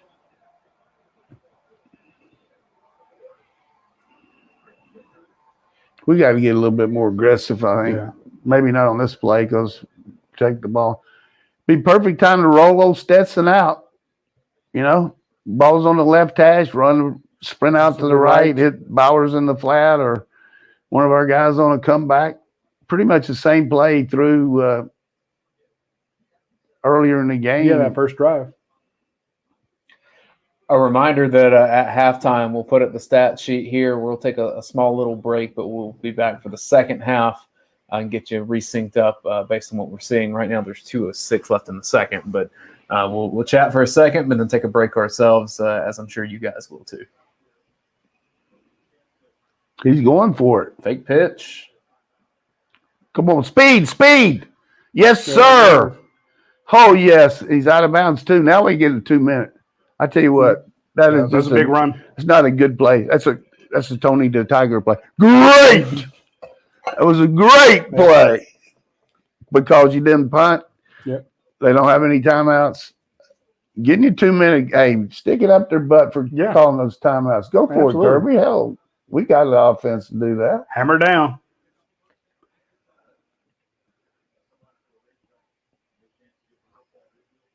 All right, 1st and 10. I just don't like us standing around like this. Give it too long.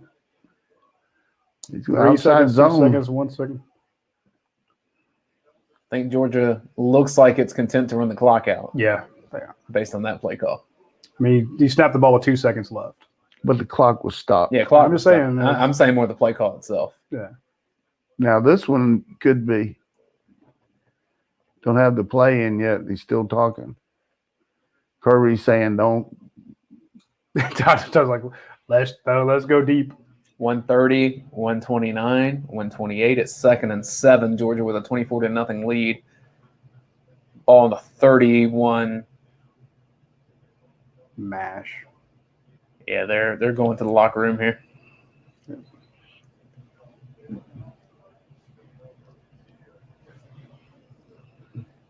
Second quarter wasn't quite as in sync, but look, you got a 24-0 lead over a top 10 team. I mean, there's not much to complain about here. I know Georgia fans like to find things to complain about. We got to find a lip reader for these things.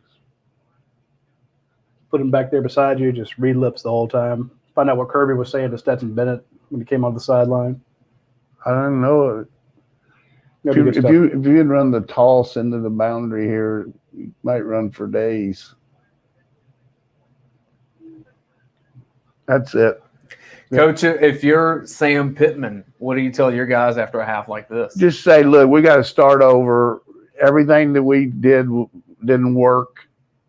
You you can move the ball on them. You've had some success on defense in the second half. I mean, they haven't scored since that last series a long time ago. We got to take some chances on defense.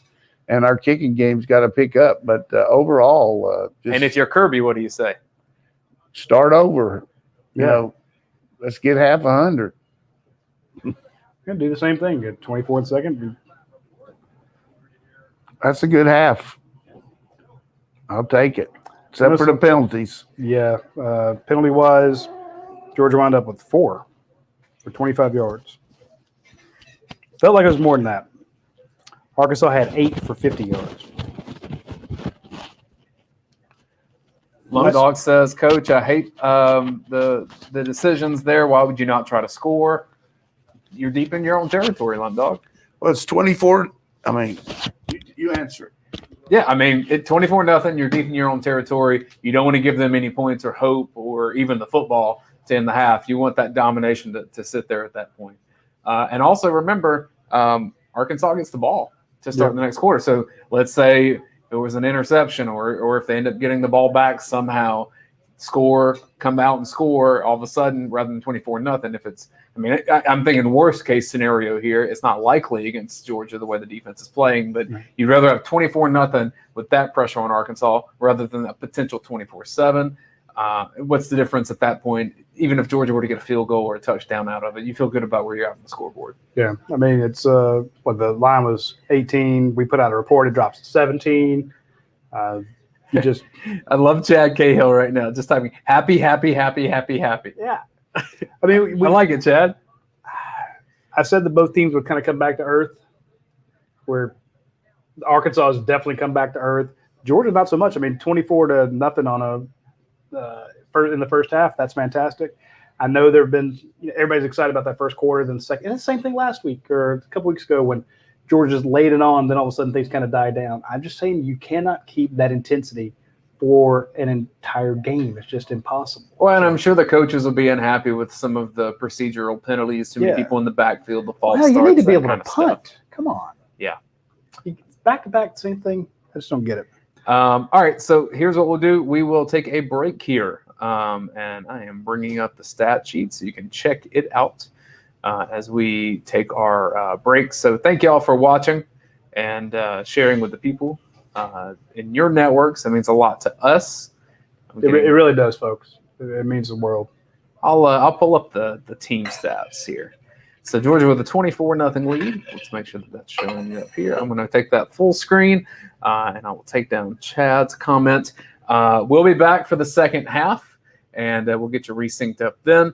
Thank you all for watching, and thank you to Bud Light Seltzer and Athens Ford for sponsoring the UGA Sports Watch Along Show.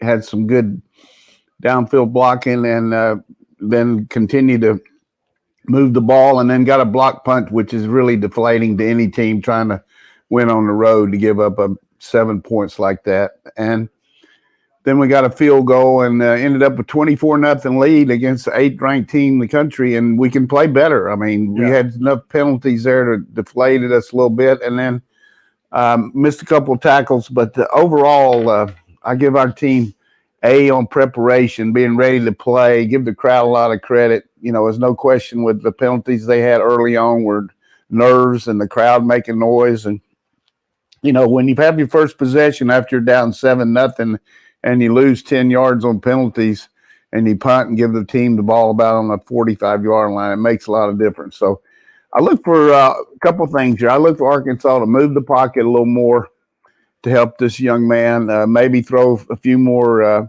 misdirection things at us because we're pursuing so well.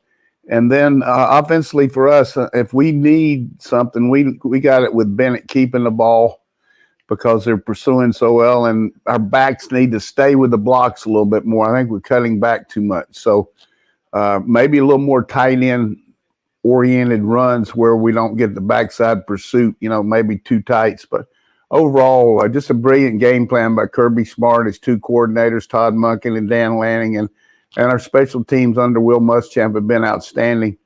You got to set the tone here. The first 5 minutes of each half sets the tone. So need to kick it down there, make them come out and on the 25 and see what we can do with them. Decent question here from Barry J. It says, why haven't we seen anything from Brock Bowers? What are they doing to neutralize him? I'm going to take a stab at answering this. Georgia's running the damn ball. And despite the one play that we saw from Brock Bowers last week, he's not one of the runners. So that's why you're not seeing as much of him. Yeah. But he's blocking well. You know, I think they came in the game, if I'm Arkansas, prove it to me you can run the ball, we're gonna be ready for the pass, you know, and we proved it to them, and now they're committing their outside people a little more. They didn't jump. God knows they did. Yes, they did. You talk too fast. It's just, you know, it's a joke among me and Rodney and Dayne that it just can't happen. Wagner, I've told you 50 times.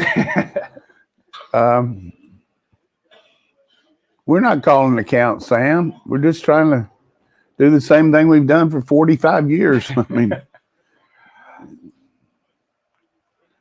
first play of the second half for you Arkansas. got him. You got him. Devontae White chase him down. I tell you what, when you get that kind of pursuit by your three technique, you got a pretty good defense because you expect to watch this guy come through here. I mean, and the whole thing was set up by the play by Nakobe Dean coming through the gap, and the guy's got to pick up the first most dangerous threat. And this is a lot like what you talk about third down. The second and long's the same, and he's trying to. He should have the guy. Oh, that was almost a tremendous catch.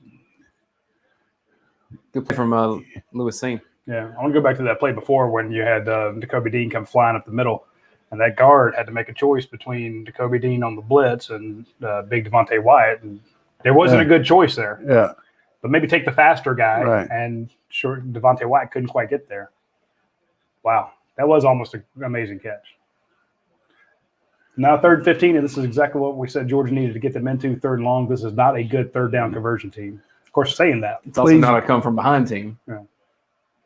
Oh, my goodness. Jalen Carter. You see Adam Anderson take that. Here's the problem here. Here's the problem.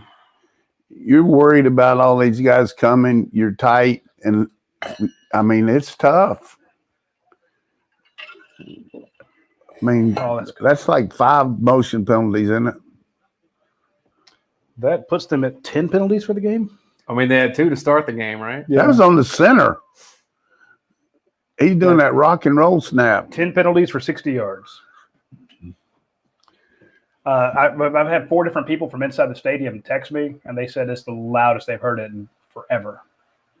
And one guy says, I've been coming to these games 20 years. This is maybe the last I've heard it. I'm like, this what was was that Georgia LSU game. I sure hope we didn't get a penalty here on defense. Yeah. You don't expect this out of a Sam Pittman team. All right, Coach, I want to give you a quick stat here for the first quarter and the third quarter.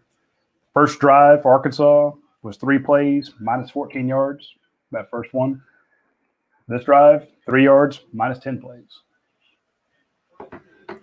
4th and 20 for the Hogs. We might be going after this one. Hell, it worked once. Send Dan Jackson out. Get him a delay a game.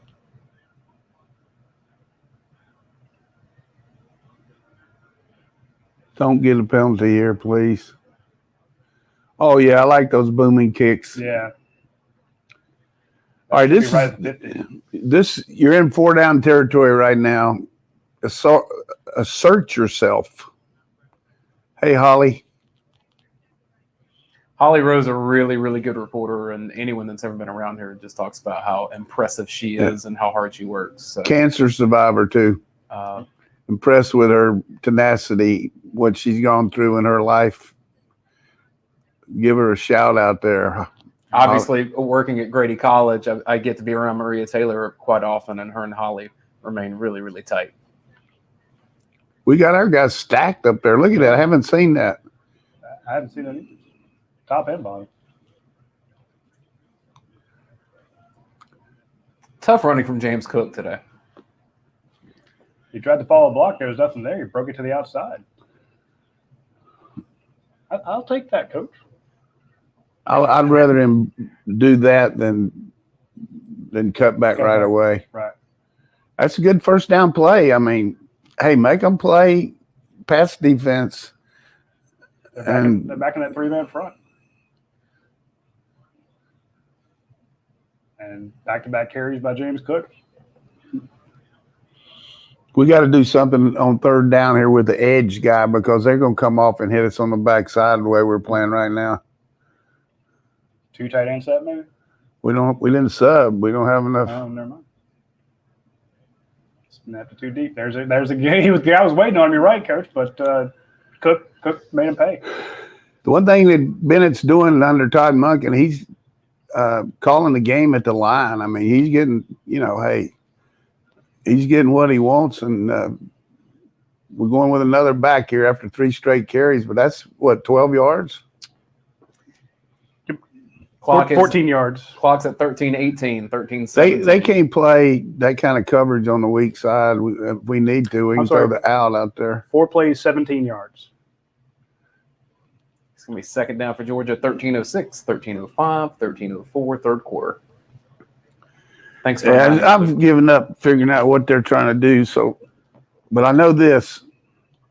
As long as we take care of the ball, just mash it. We got 4 downs to make it. But the backside worries you a little bit. But other than that, there's Matt Luke, our offensive line coach, has done a really good job here. These guys are developing. Under center, I like it. It could be a naked. Great run. That was a great run back in. Oh. Ooh, don't hurt him. Yeah. You saw the explosiveness there. Yeah. We had mentioned lining up under center helps you a little more because the back can read the blocks a little. He gets the ball deeper, instead of this could be a easy 1st down. That is. Kenny McIntosh just gashing them. Let's just go back under center and go either way you want to, Todd. Yeah. Old school football. I told you. One of the things that we've talked about with national champions, and I'm not giving Georgia that hype yet, but the Alabamas and LSU of recent years, they've had the passing attack and everything, but when they have a lead, they can put the hammer down and close a game. That's what Georgia's trying to do. Don't steal my material. It's been crucial that that's what Edward Taylor did. That's what Najee Harris did. No, you're absolutely right. That is a critical skill for a championship team. No, you're 100%. Hey, when Georgia needed to put the Clemson game away, they did it. They had the ball 4 minutes and 49 seconds. Here's the thing about right now. So far, we've seen 3 backs on this drive. Yep. The only guy we haven't seen is Zeus, and he's probably going to come in there and get it on about the 5. You got those fresh backs running 3 times in a row and just keep on. Kirby saying, keep the ball on the ground and pound them, and our defense is resting. 8 plays, 33 yards, 3 minutes of possession. Bennett just doesn't want to keep it. He's only Bad run there. No, yeah. Should have cut back. You think they're trying to keep him safe because you got an injured other QBs? Could be. Could be. I like to see us go for it if it's 4th and 3 or something today, Kirby. I mean, I know this is 3rd and 5, but field goal. Scott Francis says, I love power football. Problem here is it's going to be hard to power this 3rd and 5. We got a lot of people over on that side, though. And they brought the boys up. Run.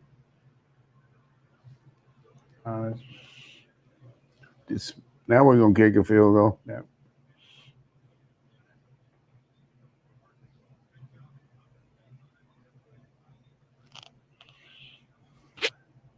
Just too many bodies back there in the secondary. Thomas says we're going to run it all night long. Not going to make it tonight with the pace that this game's going. Pod Leslie out for a 30-yard attempt, 4th and 6. Kick is up, and it's good. I think he's on a run now. That's 5 in a row. We were a little worried about him when the season started. The first couple games he missed a pair, but so it's 27-0. Georgia leads Arkansas. I want to say thank you to our friends at Bud Light Seltzer. I'm showing you that fall flannel pack. I love the design of those cans, Roddy. Yeah. It's perfect for the season. And I'll tell you, when I first saw the label on it, Manly. That toasted marshmallow, I was surprised. I never thought, could that work out for that flavor? Just surprised me. And so seeing it over there, that's the one that catches my eye of like, all right, I need to try that one before I leave here. I want that apple crisp. My wife can enjoy the pumpkin spice, but I'm going to knock back some of those apple crisps here. But I'm still having, it was the other day that we introduced the tea and the lemonade, to our viewing audience because, last year was just the Bud Light seltzers and they had the great different flavors there. But now they have Bud Light seltzer tea, and now they have Bud Light seltzer lemonade, and I'm mixing together a apple and strawberry here. I'll tell you, it's fantastic. Well, and I know, some people, they're not seltzer people. That's fine. I know it's kind of a newer thing. Some people, a little old school. Well, no, yeah. If you there's the classic Bud Light, man. Yeah, I mean, if you get the Bud Light, but I'm saying 5% alcohol, 100 calories. You can drink a ton of these and not get fat. Less than 1 gram of sugar per can, 2 carbs, per can. There's the original flavors: mango, strawberry, lemon, lime, and black cherry. There's no aftertaste or gluten free, and it's an easy drinking hard seltzer. I mean, but it's fantastic for game day, especially a noon day on a warm Saturday. Or you got the late game. You don't be hit. You can hit the hard liquor after the game. Wait on that stuff. So, Coach, here's a question for you from Marvin Babb. He asked, is Arkansas in a must-pass situation with Georgia doing the ground and pound? Well, I mean, I think they got to be careful to try to throw a lot because that's not their MO. We talked about their 3rd down percentage is bad. Once you start throwing the ball on us, we'll defend it and rush the heck out of it with no threat of the run. That's what they had going in the game, the threat of the run. But we got ahead so much that the run's just not there. So they've got to find some way to, create some explosive plays. I mean, obviously, I'm not even going on a limb. I don't see any way to come back much. But really, the question's well-founded, but they're not a good enough pass protecting team to just line up and throw it every down. And then you add our rush to it. It's just a double-edged sword for them. So they're in a very precarious position. I think Sam Pittman's done a great job with that program, and they really have done a tremendous turnaround, but, pretty much reality pill right now. I think Jed May, our recruiting writer, who also covers the team, had a good point. He said Kirby Smart this week said efficiency in the run game was just as important as explosiveness. And I know some people probably rolled their eyes at that, but no lost shortage plays. What hurt us on that drive was just a bad run there by Milton, didn't you think? I mean, I mean, you were rolling around. I understand it gets tighter when you get close down into the red zone there, but another deep kickoff for Jake Camarda after getting the first 2 returned. It's good to see that again back in rhythm for Camarda. Georgia's running 4 and 5 yards at a pop. That's efficient. Yeah, and some fans are worried about our passing game. We've only hit 4 out of 7 for 57 yards, but who cares? I mean, there's no need to throw the ball and take a chance on a tip pass. Or if they start committing a lot of guys to the run, he'll do what he did when he threw that ball to Mitchell, and they got the pass interference. But unfortunately, we were holding. That's not going to work. I was about to say that there's nowhere to go on that. Not going to work. I swear they told Lewis Seen what was going to happen on that play. Watch him come up.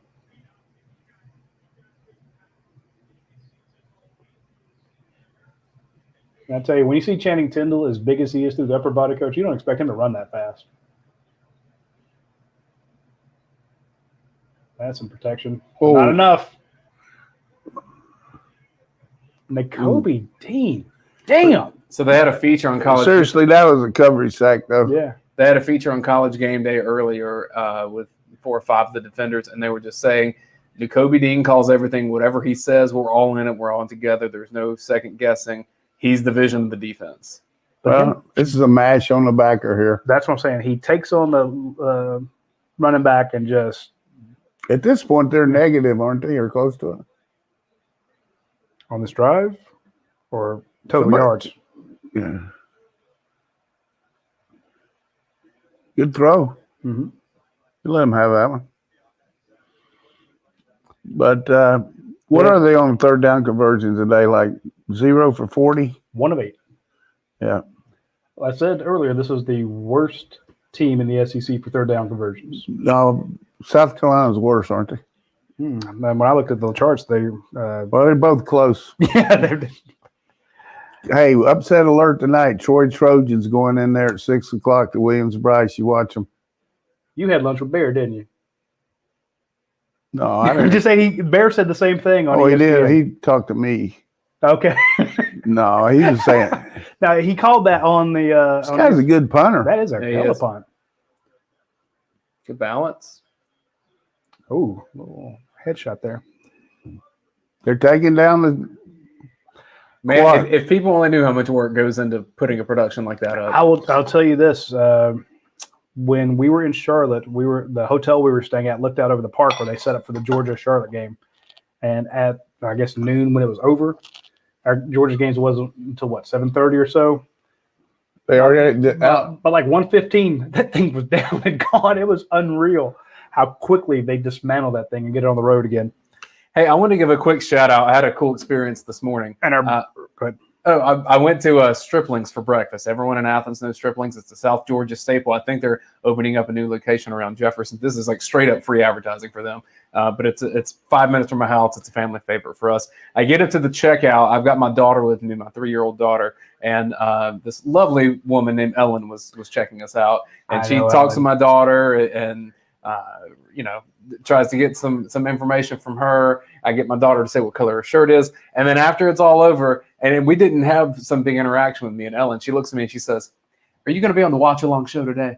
And I was like, yeah. Ellen follows Georgia football. She is a diehard. She's a sweet lady. Good. So then I texted Coach Donnan and I said, Ellen is ready to watch us today. She said she'd only be able to watch the second half because of work this morning. But I wanted to make sure to say thank you, Ellen. That made my day. Thanks for watching the Watch Along. Appreciate that. And the more people that watch us, the more that we can do. You see our production quality keeps improving the more that we go. And that's because of you people that watch us and support us. Some of the people in the suites have some computers up there and that do the watch along with the game. They're watching the game. You know what I mean? So instead of having a TV monitor that they look back there, they have their computers in front of them.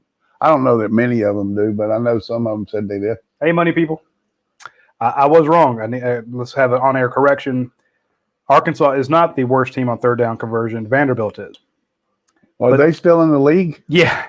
But to your point, the difference between South Carolina and Arkansas on third down conversion is 1 percentage point. Okay, well, I know they're all three. They could it's bad, and worst. It just has a lot to do with their component. Although Arkansas is not in the area code of those teams as far as being bad. No, not at all. But their whole team's based on first and second down production, where they got the threat of the run to help this kid pass. You can see he's not a drop back passer, throw it down the field type guy, throw it in the holes. He's more of a run first guy. But if you play the run, he can throw it in behind you. But Georgia just done a magnificent job today of tackling in space, except for the one missed tackle by Brini. And there were like 3 missed tackles after Brini missed. So. Yeah, we've got the poorest field position we've had. Radi, here's a suggestion. This is for your Twitter feed from Chase Moorhead. It says, can you start pinning the tweet with the link to the watch along show on the top of your feed for game days? I should do that. That's a good great suggestion, idea. Chase. Thanks for doing that. I forgot that we could do that. Nolan Smith knocking the guy down on the punt.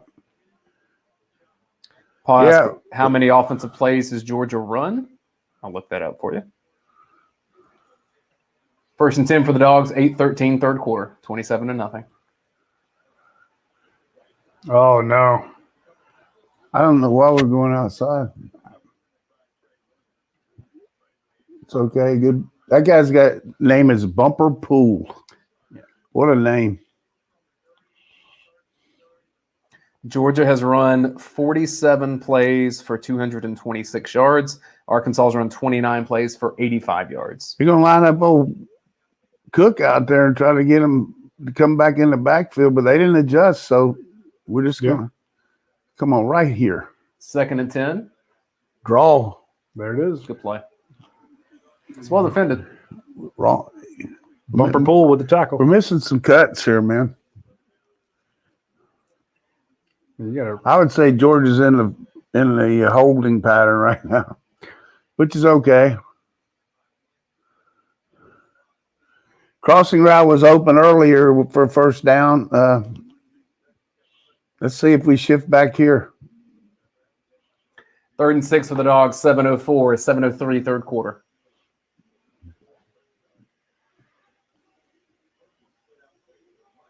Nice throw. Just shy of the first down, I think, though. Another catch for Lad McConkey. He's becoming a really useful player. How can you not make that go far enough there? God knows. Go far enough for the first down, lad. Yeah. Is that more of an issue of his route or yeah, I mean, you got to know where the sticks are. Don't catch the ball a yard short. He was there. That may be a bad spot. I'd challenge that. I'm not going to get on Lad there. I mean, in real time, it looked like he got brought back. Are they going to call us for not having enough guys on the line again? What in the hell are we doing? Make that adjustment. It'd be nice if they could tell you exactly who it is.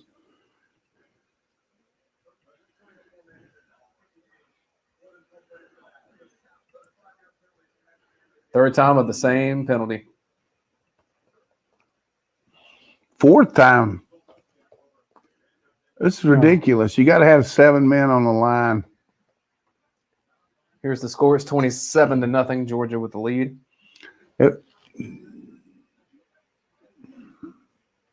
Yeah, I agree. I think that was probably a poor spot that if Georgia would have challenged, they'd probably get a first down there.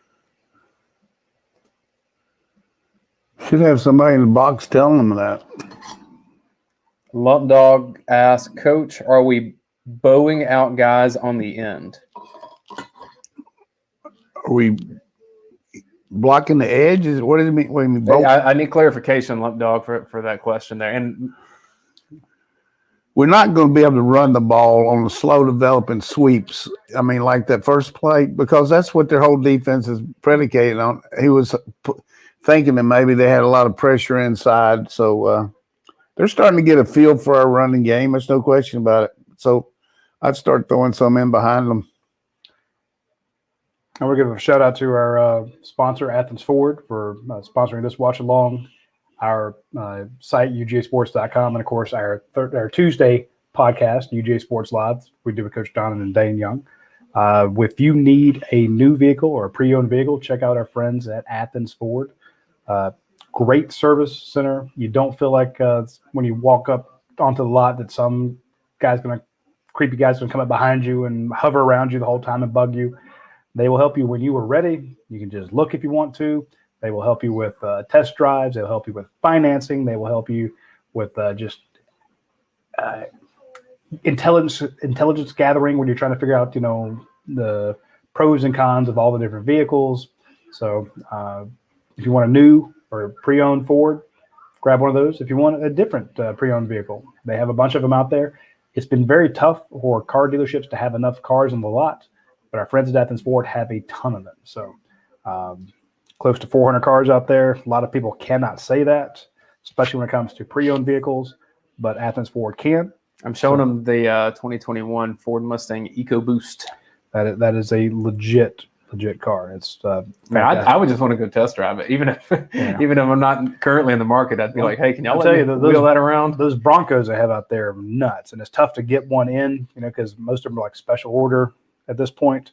But they've had a couple where you can go out and check them out and see what they look like. Ford Bronco is that is a beautiful, beautiful vehicle. I'm glad they brought it back and put all the new stuff into it. I'll tell you, I saw a news story this week that Ford is making a massive investment, I believe, in Tennessee and Kentucky into some really big plants and employing, I want to say, like 11,000 people. So if you're looking for a company that's doing what it can to support the backbone of America, if that's your thing too, roll with it, man. Yeah, I think a lot of that's going to end up being some of the electric vehicles over the next 20 years. That's the revolution that, frankly, it's here. So Ford Escape, Ford Mustang, that Ford F-150. We see Kirby wheeling around in one. Yeah, those are nice. I drive a Ford Explorer, but I'll tell folks, if you don't want something quite that big, the Ford Edge. That was what I was looking at when I first went out there. I was looking at F-150, but then I'm like, it's just me most of the time. So let me get something with better gas mileage. I looked at that Edge, but then the Explorer was right between them. So that's what I liked. This is what he's talking about. We got our guys too far off the line. So explain what we're seeing, Coach. We didn't have 7 men on the line. The tackle was too close. Oh, big hole. First down, Arkansas. Let them hang around. Just give them some juice here, man. Just penalties, just little things. Sloppy. You better turn around there. They're ready to go. 5:52, 5:51, 5:50, third quarter.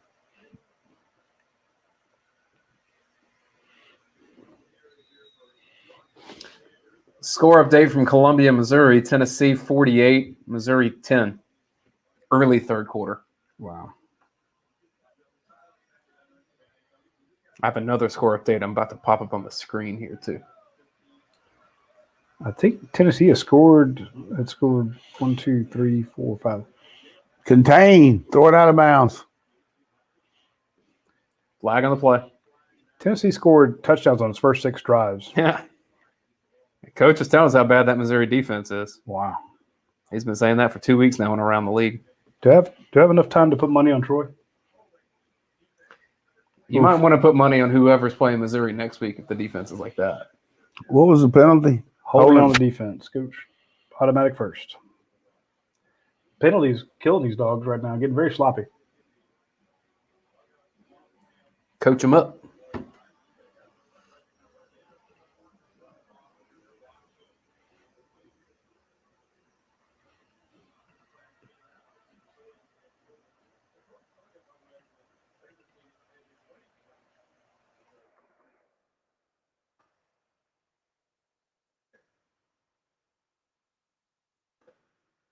No, don't do that. Just give it to them. We talked about our penalties on the pass, the ball in the air. Maybe they called offensive there.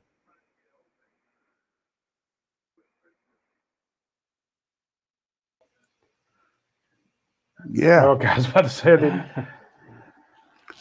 I thought that was. That's why I said that. Both these teams have shades of red as their colors, and I swear I've seen more yellow in this game with all the Yeah, he flags. pushed him off. All right, I'm popping up a score update on the screen and in the chat. I just give me emojis or something to respond to it. Oh, it says a ticker. Hold on. I don't want to do that. It's a ticker. What is it? Pittsburgh 42, Georgia Tech 14. Third quarter. Georgia Tech. Come on, Jeff Collins. That's unacceptable. Timeout. They got to call timeout. They can go get a delay game. 1st and 25. That's what you want to get them into. All right. A lot of laughing in the chat about Georgia Tech. At this rate, maybe Pittsburgh gets that 404. I feel so bad for Georgia Tech. I really do. Do you? I do. Do you know? Oh, wait. This score is out of date. Touchdown Pitt. I'm not even lying. It's 49-14. Tech is getting pillaged. Let me update this. You know, this real thing here about our offense right now.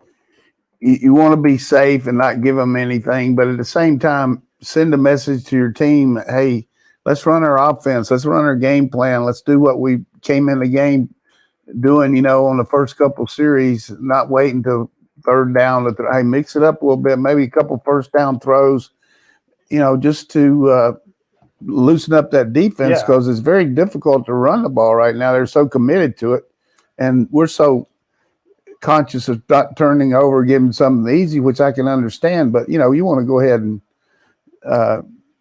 you know, we've had several 3-and-outs here. I mean, we haven't made a first down since Stetson Bennett ran that ball on the 2 minute left. So, come on, we're a lot better than that. Incredible play from Channing Tindall right there to get in the pile and then hold on to the runner as everyone else kind of helped to bring him down. Great play from Channing. He's had a great year. This is a really good chance for a turnover. 2nd and 23 for the Hogs. 442, 441. They don't have enough people there. Oh, my goodness. Big sack. Kobe Dean. Kobe's working on making the Butkus Award today. Yes. I really like the overlook. It looks like we're coming with a lot of pressure onto our right, but watch the Kobe slip back the back door there. See that? I would not have seen that had you not pointed it out. That was beautiful. And they didn't even hold him. They could have held him to try to help, but I think you Roddy, too fast. One thing you talked about, which is right, this team is totally not in their comfort zone on passing. They've only given up 3 sacks on the season and 4 today. 3rd and 32. Now they held Jalen Carter there. Throw it in the flat. Uh-oh, who's on that guy? That's all right. It's one of the longest. With a big. It's one of the longest completions of the day.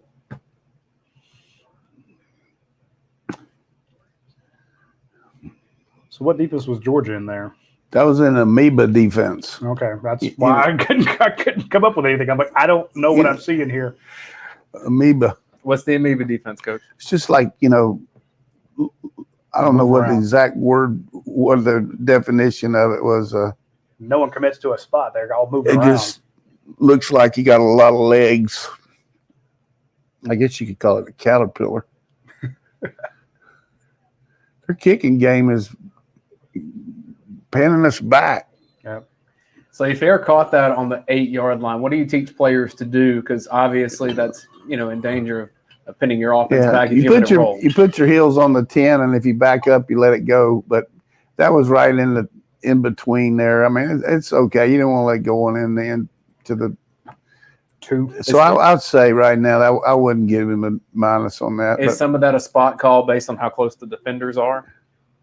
Not really. Okay. Just what's going to be – let's see what kind of offense we can generate here. I mean, hey, we're a great football team. We got some offensive firepower. Let's go do it. I like lining up under center. Give us some cutback lanes. Good call. This guy might make a lot of yards here. Or then again, he might not make any. Lost. We don't have anybody right now. During the start of the game, we were blocking the edges. Their outside people are destroying us right now. So you got to throw the ball in that area, fake it up in there, and throw it right behind them. I'd like to see Stetson kind of be on the move here. Well, you go back to that first drive. He keeps it on the first snap. Then he throws to McConkey. It got them on their heels. They weren't sure what was coming next. Now you're telegraphing that we're going to run it right up the middle and to the edge. It's a good run. That was a good run. Got hit behind. We got to make a first down here so bad. Go on and run it quick. If you're playing the hot hand today, Cook is your most successful running back. He's getting close to 100, isn't he? 87. 13. That's not bad. Quarter and change to get that. What are they going to do with Bumper Pool here? Watch him make another 17 tackles before the half's over. If he would run the zone read keep right here, he would make a first down.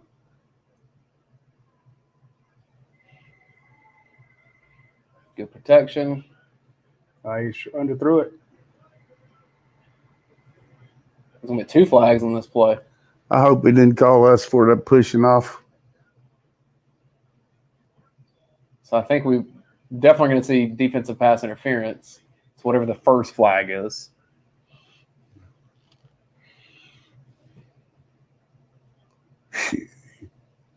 That guy didn't like it. Well, you got to like it when the opposition. I tell you what, I like the fact he threw it deep there. You need to throw a little deeper. He sure did. Come on, Mr. Negative. I'm just saying he had him in stride. We've seen him do it. Offsides, declined, defensive pass, holding on the defense. Declined, pass interference on the defense. That's what you call it. That was a buffet. Yeah, I mean, what else could they have? Targeting, they could have had 4. Could have had 12 bit on the field. Yeah. And a target. 19 lined up off sides. Good route there by Kearis Jackson too. Man, he's still. Let's go throw it now. Come on. Just keep going. I don't know if I recall someone having 3 penalties on the same play. Hand it to Zamir White here. Or fake it and let Stetson run. Just give it to him. All right, they gave it to him. And he ran well. Damn it. I don't like when Roddy's right.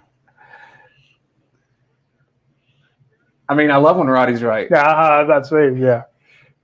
You'll never get another There was sandwich. a good chance of him handing it to him, and he's only got back there, but it was good. About time to run a jet sweep or something. I just say after a long pass like that, just go right to the run sometimes. 2nd and 4. There's a minute and 8 seconds Kearis left. Jackson in the game. Dang, Roddy. You know what you like there is just RPO, fake it and throw it. I mean, that's our style. Go on and make them feel good.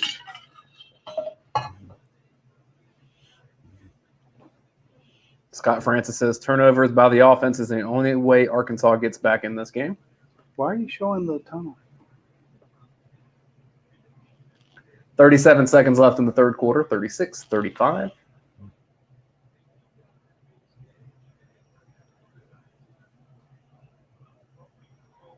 What? That keep there was not very good. Hmm.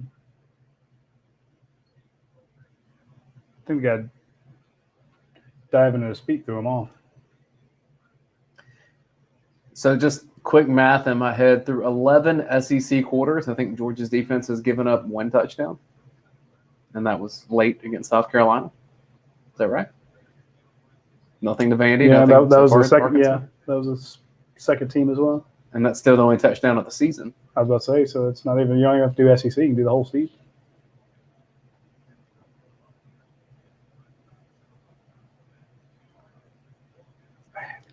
Did he That fall was down before ugly. he got there? Should be the final play of the 3rd quarter.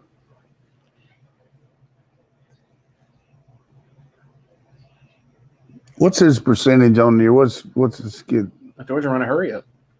This is smart. At the end of the half, try to get him offside. If you don't get him offside, clock runs down. We tried a quick snap and they didn't jump. That was good Yeah. coaching. Did you see that, Roddy? I did. I called that. I'm sorry, what were you saying about percentage? What is he? What was the question? What is he on the year? Who? Bennett? I'd have to do some math because I don't know if they've had that added up yet. 6 of 10 today for 66 yards.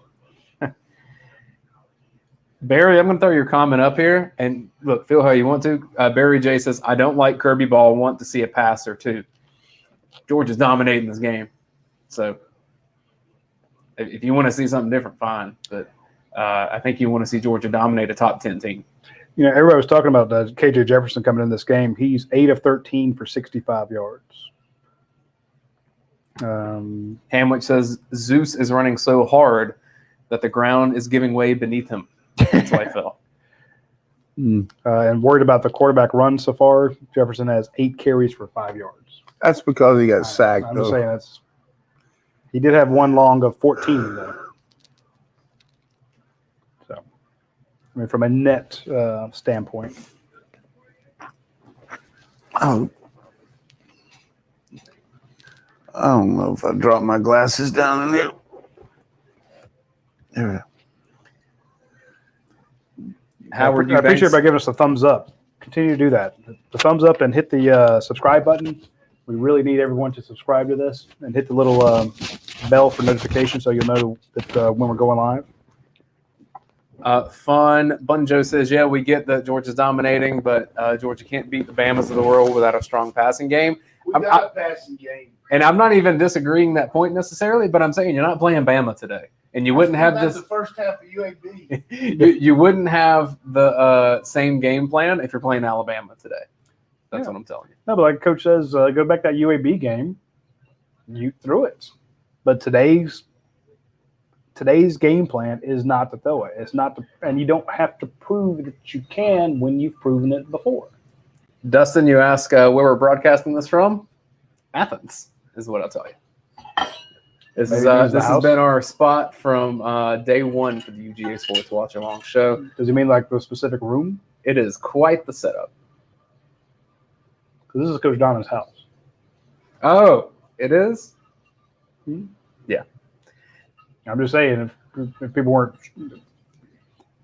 I'm assuming he knew that we were in Athens. I pay rent and I live here. I don't.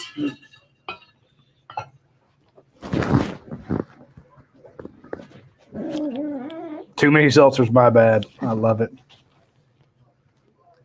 Larry Balkin says, say something that isn't obvious. Okay. Georgia fans shouldn't complain when beating a top 10 team like it is at home. There you go. I'll say it. Wait, Larry Balkin? Yeah.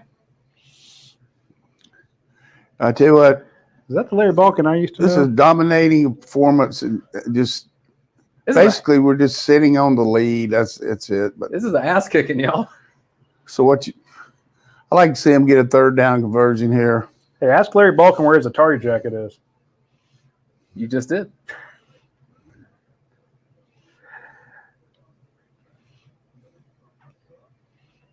We were rotten children, not Larry. Me and some of my friends. I mean, if Georgia could beat every team the way it's playing today, then it would. You obviously have to have more skills than No, what you have. let's But look at this formation right here. Let's complain about a 27-0 top 10 score going into the fourth quarter. They got him off sides. 3rd and 9, 5 receivers. Drew him off sides. Now we're going to get a 3rd and short. Should be a flag there for Or a pass 3rd and interference. medium.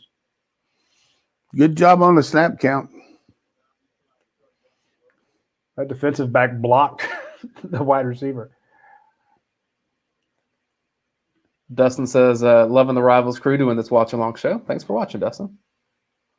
Appreciate that. Steven says, a lot of recruits in the house today, and Blaine Gilmer has a lot of good coverage of that over at the vault at UGAsports.com. We got him holding there. Hold on the wide receiver. I mean, the pass. Everyone's going to think that he overthrew that pass by a mile, but it was because the quarterback tackled the wide receiver. Yeah, I look for us to do some more of these RPOs now. If they're going to keep bringing these guys, just the little things that Stetson's done today. Hey, look at that.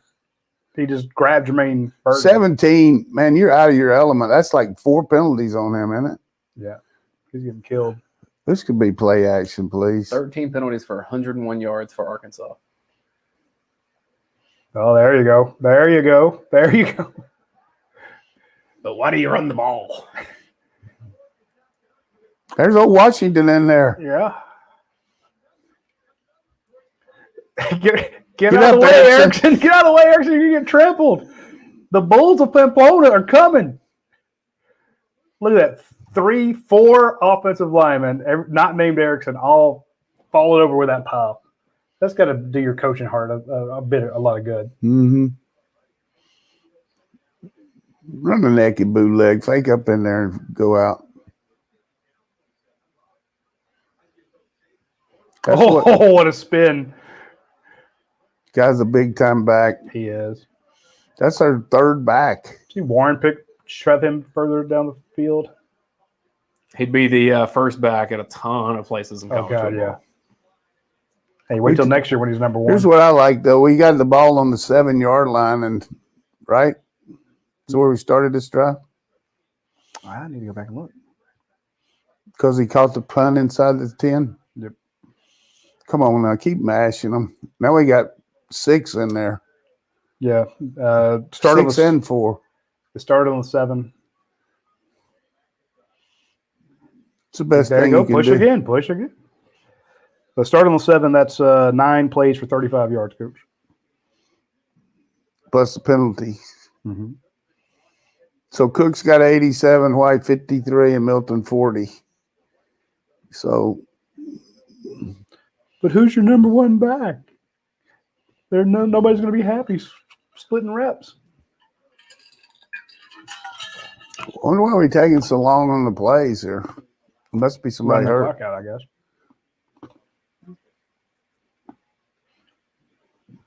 First down. I mean, Georgia can just look at run it Darnell well. Washington pushing that. I mean, seriously, they can't line up. They can't line up and mash it any better than that.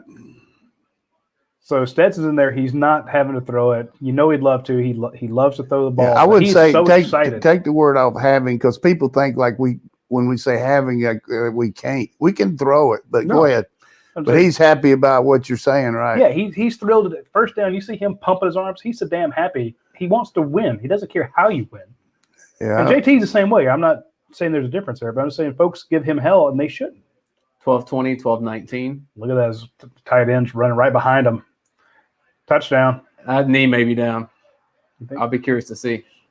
He ran right behind Big Darnell Washington. If it ain't, he's got some balance.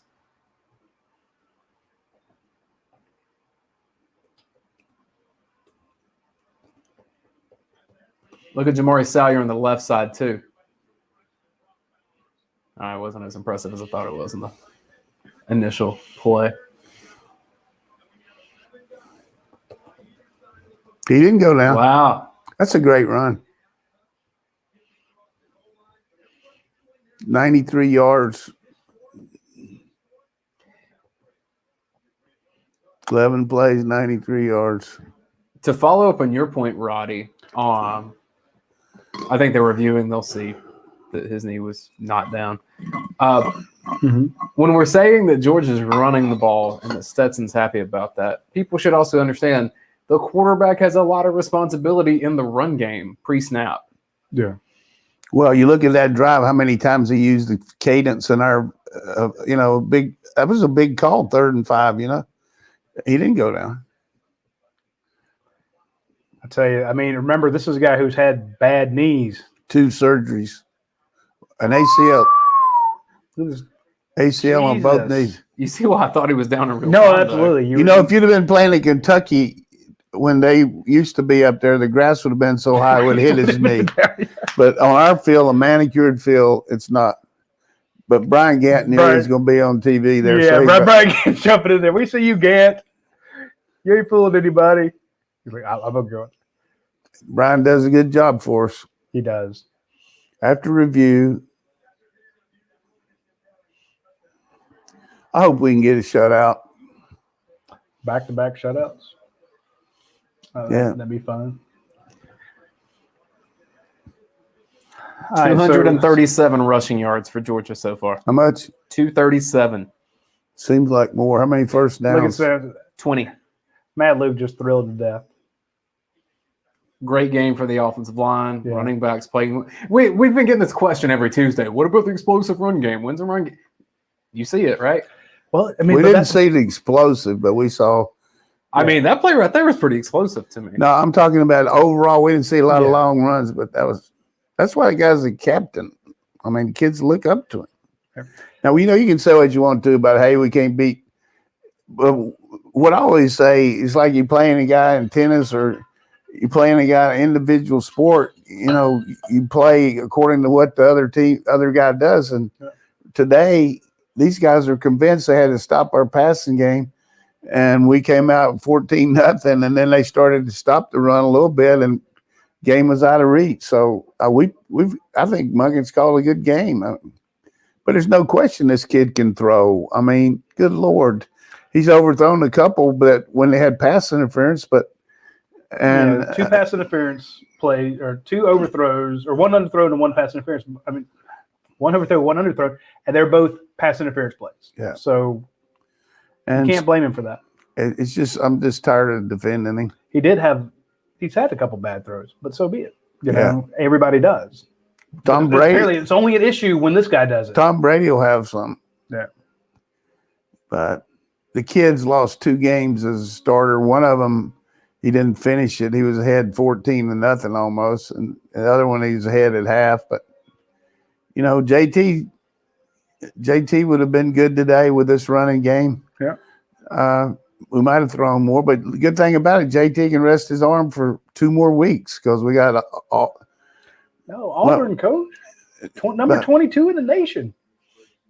Maybe till about 11 o'clock Eastern tonight. They're going down to the Bayou.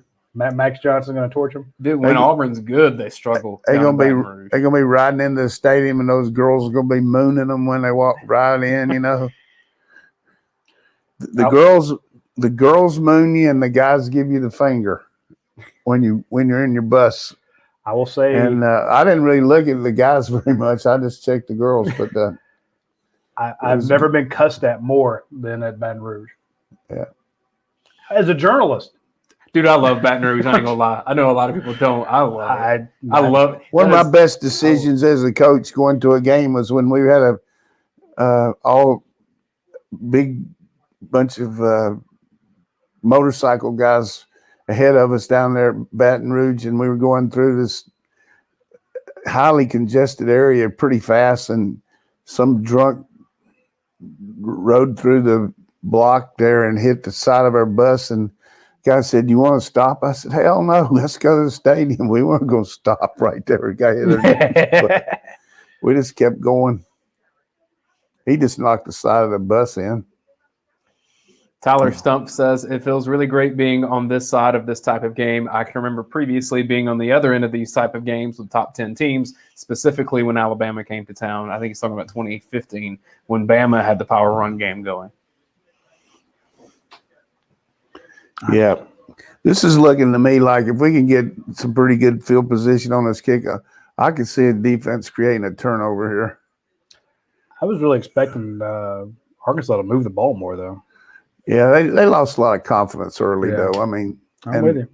Look, there's a Vegas line right here on the first play. If we stem, if they jump offside, what do you think? You think? I don't know if there's a line on that, but we can talk to some people. Yeah, I'm about to say, I was trying to think of who would have that prop bet. Late in the third quarter, Tennessee 55, Missouri 17. Drinkwitz. That's just a pillaging. He'll need a drink. They're going to another Q? I hate to see that. This kid's probably fast. He got in the game last week against Texas A&M when Jefferson got hurt. He's mobile. Good catch. A little high throw.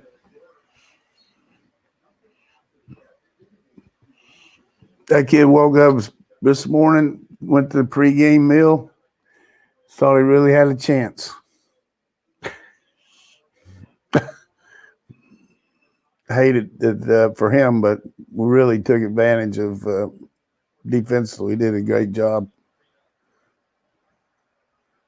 Oh, this is where he's going to, and they'll probably complete this. He's about to get killed, though. Did it just fall out of his hands? I thought Channing Tindall was just going to wreck him. It's the first time I've seen anybody with that name since Rogers. Oh, man, that was been the turnover I talked about. What about Bruce Hornsby? Musician, right? Yeah. And the range. This guy's pretty slick running.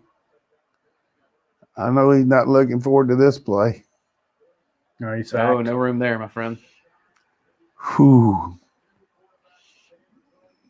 Anderson. He wants 20 sacks this season. I tell you, everybody gonna be talking about that Georgia defense. See that guy tackle Jalen Carter, number 62. He clotheslined him and tackled him. 62 is the son of one of my center at Oklahoma, Bob Latham. Come on, kick it short, get a return.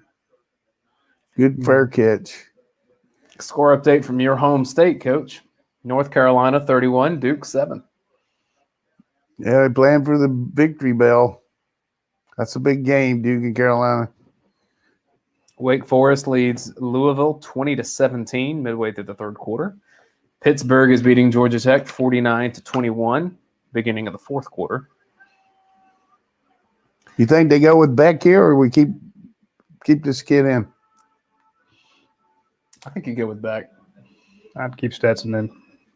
I wouldn't risk any potential injuries.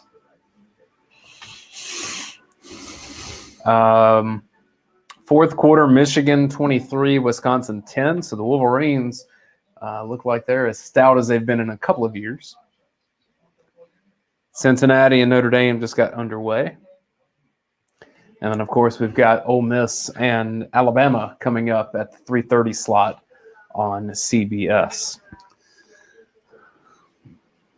A game that no one's talking about, though, Florida and Kentucky. I'm interested in that one. It's either going to be really close or Florida's going to get after them. I mean, Kentucky just hasn't shown me much, but they have like 11 turnovers this year. If they could take care of the ball, but I tell you, Florida's one of the most improved defensive teams that I've seen from last year to this year. If they can keep playing defense like that and the way their quarterback runs it, and now they got that other quarterback back, Richardson, man, they're going to be tough. I'd like to see them lose. I'd like to see Kentucky beat them, though, so I'd give Florida 2 losses, and then we beat Kentucky in 2 weeks. We play Kentucky here, though, right? Homecoming, yeah. Jeremy Corley says, the way that Georgia's playing on defense, I seriously believe no one in college football wants any of this smoke. I think they're certainly good, but, you're not going to be able to rush the passer against most teams like we are. You know what I mean? Yeah. They're going to be able to protect a little better, and they don't even launch the ball today. I mean, how many sacks are those? I had 4 at one point, but I think it's more than that now. I mean, 4 sacks, but about 5 where he just got to the line of scrimmage. And I'm not saying this as like a shot at Georgia, so please don't interpret it this way. But Georgia has not played a super dynamic offense yet. And I think that's a product of college football. I don't think there's many of those that I've seen. Well, we're not going to see one until maybe Kentucky a little bit, and then Florida, and then after that, nobody. I think it's Florida, and then 4 sacks, and then whoever you play in Atlanta. Well, Tennessee though is going to be able to throw the ball. I mean, they're going to play fast. It's obvious they can throw it. All right, here's the big decision: who's going to be the quarterback for Georgia? Are they putting JT in? No, just kidding. Don't you start nothing. I just said that for you, Roddy. I know. This is a dominating performance. This is like a guy going through the best buffet line in America, and then they don't have anything at the end, don't have any key lime pie for Roddy, and then he's mad. I don't know how you could not find something right, everything right here. Because they're not throwing. Well, here's Stetson still in there. We have somebody complaining that Run, pass is too predictable. Well, here's good. This looks good. Darnell 34 to nothing Washington. is too They're going to run right behind Darnell right here. Watch this. Boom. Yep. Well called. Hey, go for it, Darnell. Drive it. Look at that guy was 7 yards down the field. Trey says, Coach Donnan, I have a replica helmet with the black stripe from your time as a head coach. Is there somewhere I can mail it to sign it? I'll tell you what, Trey, send me a DM on Twitter or email me. Yeah, I like for you. I'll do it. And I'll help you with that. All I right. took a lot of heat for that, but Coach Dooley was involved with it too. He said we're wearing black shoes and we wore those helmets like that in a bowl game. That's all right. Let's do it. So I'm gonna blame him too. But I thought they looked good. Great run. Wow. That's the Well, right now you got Amarius Mims in Steinberg. at right tackle, Coach. Look at that big that stallion. is a monster. If he wants to pick you up, let him pick you up. Can you stop Now it? we're going with Jones at left tackle. Yeah, Broderick Jones in there too. This could be a nice little drive here. Well, I think that run just killed it. Watch the people ahead for the edge because they're like, okay, game is. I mean, the game was done, but that's just a heartbreaker. If he really wanted to just be a bad Xavier guy Truss here, in there too. he would fake it to Milton and naked boot and hit Washington on a crossing route. It would just destroy him. 902, 901. Xavier Truss just pushed his guy back 16 We don't have feet. enough people on the backside to run that play. No. Milton, old Mims likes to go over and help him get up. Yeah. That's because he's decided trying to to be get out him. there. He's trying to get him to buy some insurance on that place. He's got an NIL down in his hometown. Roddy, you said run, pass. And Scott Francis said, how about run? Yeah, exactly. Why do you think? Is that Truss? Yeah, Truss is in there at 73. He just took him out. Took him out. Well, I don't know what happened. Oh, I saw him. His brace on his knee came undone. He was trying to fix it while he was out there. Second and 9. Backside looks bad here. Hey, there's big 77, Coach. Big Willick. Goodness. That's just embarrassing. Hey, I want to give you all a stat real quick. For the season so far, Georgia scored 202 points. All its opponents together scored 23 points. And Georgia's given up one And one was a touchdown. pick six. I mean, if you're the second, you're their defense, and then all of a sudden you put Willock, Jones, and those and Mims in there. You got over 1,000 pounds with 3 players. Yeah. Look at 59 here. Now you got 0 playing here. Put him in motion. Cover the backside. He's going to hit him from the backside. He did exactly hit him from the backside. Didn't Eight came around, unblocked, and made a Too tackle. slow a hit and play. Get up there and sneak it. I need you to get him on the phone.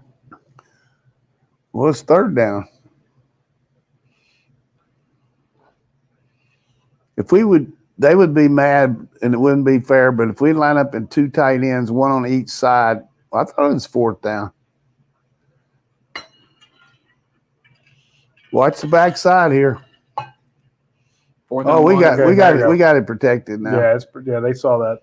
6:47, 6:46, fourth quarter. Good call. Touchdown.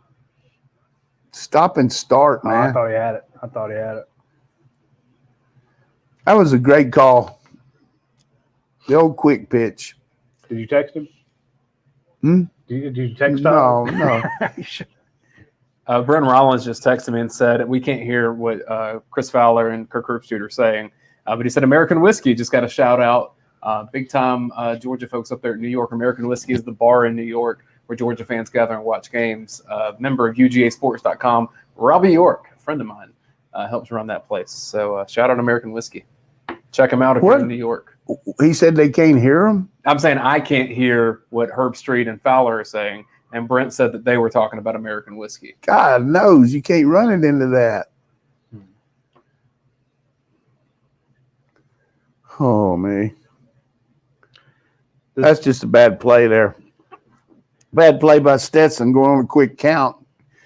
the defense is just saying, hey, butcher knife bandit right now, aren't they right? Yes, sir. Looks like the students are making their way downtown already.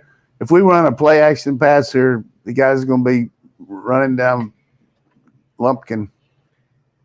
A lot of time for that alcohol to flow downtown tonight. It's going to flow all day. I mean, you get this nice triple header. You're going right into the 3:30 game and then the 7 o'clock game. By the time Auburn and LSU kick off, some people will already be done with their day. Call it ambulance. Second and 14, nothing doing. No. It's going to be 3rd and 14. But We don't have enough people over there to block 11. What was it, 3rd and 12? 3rd 14.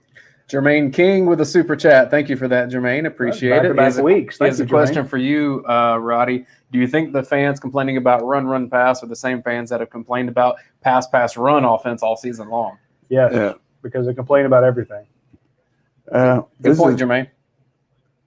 I'm not being fair. I'm just being facetious. But Throw it on 17 up there. He cannot cover that guy. He cannot cover him. He's been called, what, twice? Ramirez Mims put his guy in the dirt. There's Jackson Meeks. True freshman. And he's like, I almost had it. He had Go all that for it, running room. Kirby. Go for it. I got it. Let the clock run down, man.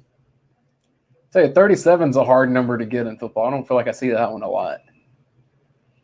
Yeah, you got to have 3 field goals.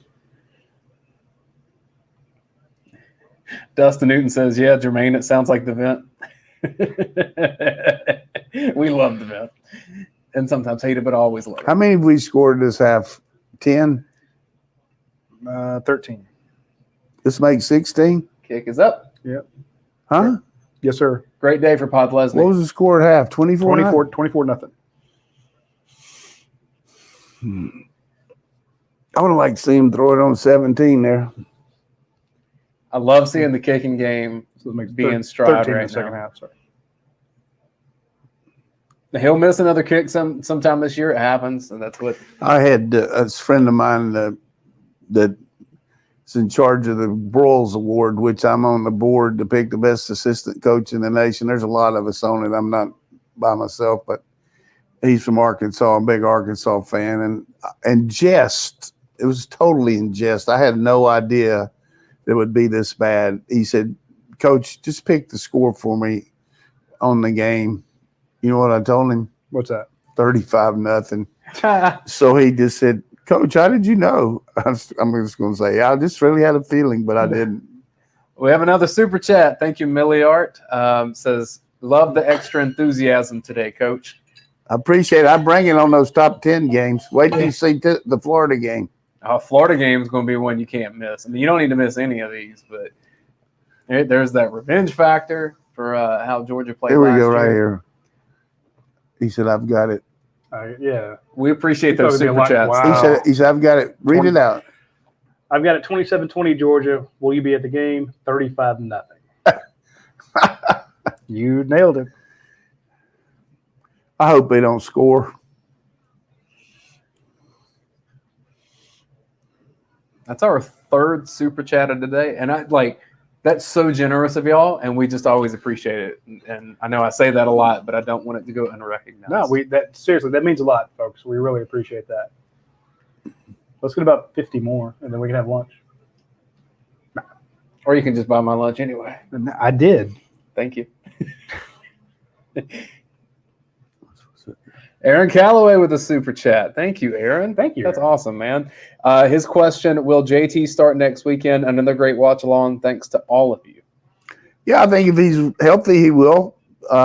It's obvious to me, based on our coaching situation here and decision making, that you're going to go with the guy that gives you the best chance to win based on their physical ability.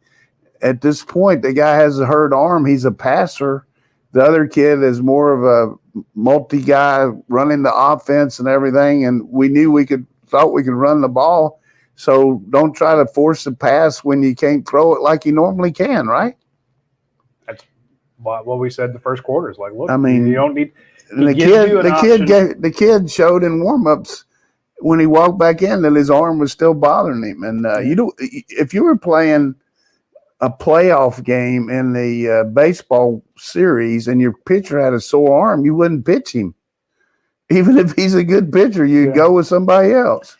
Just watch these kids on the sideline. They love this guy. He gives it all for Georgia. There's a defensive player hugging his neck. I mean, Trayvon Walker with a big hug for his quarterback. The other piece, his 2 starts at Georgia this year on the season, 57-7 and 37-0. I mean, he's just a good kid, and we can't wear ourselves out talking about what we don't have. But I do think that Kirby Smart has proven that he has a responsibility that if a player is not healthy enough to be playing and could risk a more severe injury, then you don't play them, regardless of what the team needs at that time. Like, that's being a responsible person for other people's children. And everybody's got to look at it, which that's your job, Radi. These people were going to stay. They got to look at it from the coach's perspective. They're never going to do anything except what they feel like gives them the best chance to win. And one thing that Kirby said to me early on when he had to make a couple difficult decisions, and I wouldn't say it's necessarily about coaches or anything, just overall, he said, my first responsibility is to my family to keep this job. Yeah. He said, I'm going to keep this job based on what I think's best to keep it. Yep. And I love Georgia, and I'm going to do what I can for Georgia, but I'm going to do what's best, what I think gives me the best chance for us to be successful. And that's a pretty damn good way to look at it, I think.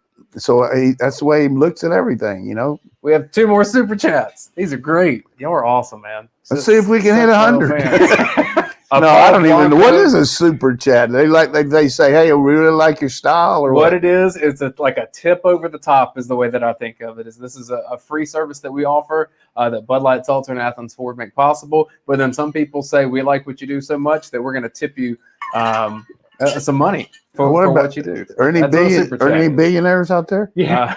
Hey, you people. The reason I say what you can do is it helps as the equipment, and I see all this stuff that Radi's put into this, and I'm going to have to start charging a service charge to use this place here. Electricity.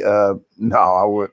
But you've seen how our production quality has improved since we began doing. Maybe I could get a write-off on this as using the facility, but I don't need any write-offs. Let me read these 2 super chats. Paul Blanco just says, great stuff as usual. Always a fan of Paul. Thanks for thank you, Paul. And then Amari Carmichael, a regular super chatter. There's another one coming in that I just missed. Amari, when can we win a seat to join you guys on the Watch Along show? People want a seat here between you and Elvis, Coach. Yeah, we could maybe we auction that off. We could auction it off and give the money to cancer or something. And then another super chat says, this is a third that just came in, and you can comment on that in just a second, Roddy. Off the Grid says, hey, Coach, call Monken and explain to him about the backside pursuit of our runs. I love your insight. I told you. Yeah, I mean, it just he saw that. He did. And he really didn't. He really did. It was a great call on that quick pitch to set that. But, you know, the answer is, and we've seen Bennett keep it 3 times a day, 2 times we're on play action pass, but you just got to keep some of those balls that you're handing off. But I think our running game, to be a running game that hasn't been very prevalent, was the difference in the game today, just from the standpoint we kept them off the field. I mean, it was incredible, you know, and then the defense 3 and out, all that. Looks like Sam's just going to try to run the clock out here. Maybe not, but. I mean, Texas A&M has a pretty good defense, and Arkansas moved the ball against them. Sure did. Let's not discount what an outstanding performance this has been from Georgia's defense, which I know that's the expectation now, but this was fantastic. No, I seriously expected it. It was just spectacular. I had no idea. The game started to trend, though, you know, early on that they got behind the 8 ball, and then it's like Elvis would be saying to our defense, wise men say only fools rush in, but I can't help falling in love with you.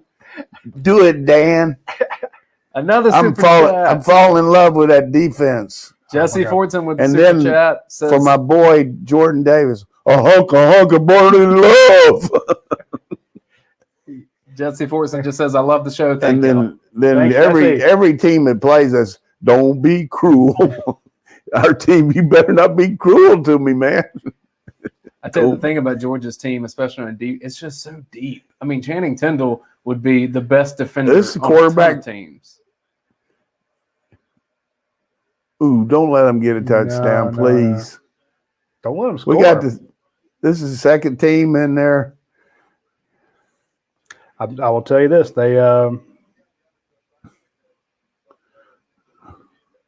These guys over here now. What are they talking about? We're gonna have Zaxby's or Chick-fil-A Yeah. for. They're probably talking about their schedule coming up because it's brutal. Who else they got next? Their next game. I can see them going deep. I can see them going deep. Please LSU and Alabama. see. Please Auburn. don't press them. Please don't press them. Next That's week it. is Bail. at Ole Miss. Bail. Gotta get off that block. Woo! At Ole Miss, then Auburn. They'll play good against Ole Miss. Don't they have LSU and Alabama after those two? Then they have Arkansas Pine Bluff. Do they have any crossover games with anybody? Who has the other crossover game? Missouri. They can beat Missouri. I would say a lot of teams can beat Missouri if their defense is playing like it did today. Just run it down to 40 seconds, Sam, and let them run the clock out. Here's a fun fact for you, Coach, from our boy Good Jed May. Lord. Georgia scored more points in the first quarter today, 21, scored 21 points, than it has allowed all season. Pretty good. Hey, another super chat. This is from John Wittenberg. Thank you, John. John says, y'all are singing for tips. Good going, Coach. Ready to I bid. really wasn't. I was just planned. I told him I would sing it then. But, you know, we get the piano. They're going to throw it deep here. Yeah. Good Lord. He's got it. Oh, through the hands. Maybe a little Get back there, outstretched. Kamari. Javon Buller's like, thank God he missed. Javon Bullard over the top. Just back up. Let him throw it in front of you.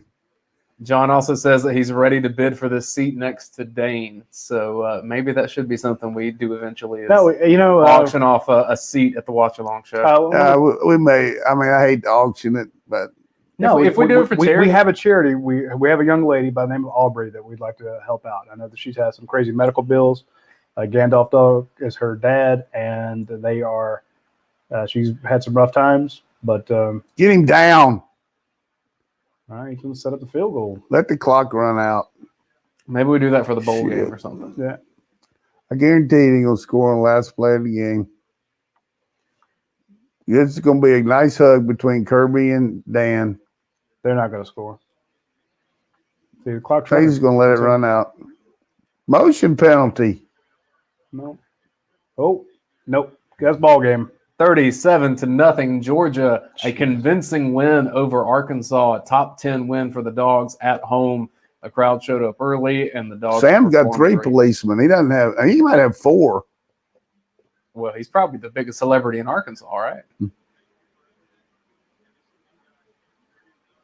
That hug was genuine. A lot of those are kind of fake for the camera, but that was real.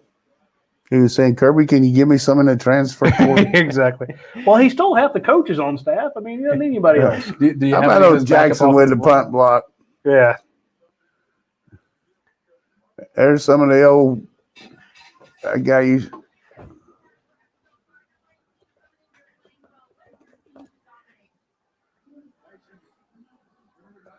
Oops. That was a convincing game.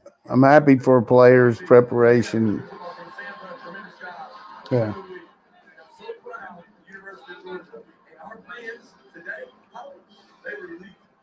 Yes, they were elite. You're right. False start penalties on the very opening series. That was your fans. Great point, Coach. You got the ball moving on the running game. You were dominant up front. How can you build on that moving forward? Well, confidence, it comes through your work habits. You know, humility is always a week away. We know that. Kids played really hard today, and I'm proud of them. SEC shutouts are hard to come by. How did your defense do it? Well, defense staff does a great job. These kids take so much pride in their performance, and the offense helped them do that with the running game, shortening the game a little bit. Patience paid off today. Top 10 win. Thanks, coach. Thank you. That's All a proud right. coach. Yeah, I heard that. It was good. Just want to say,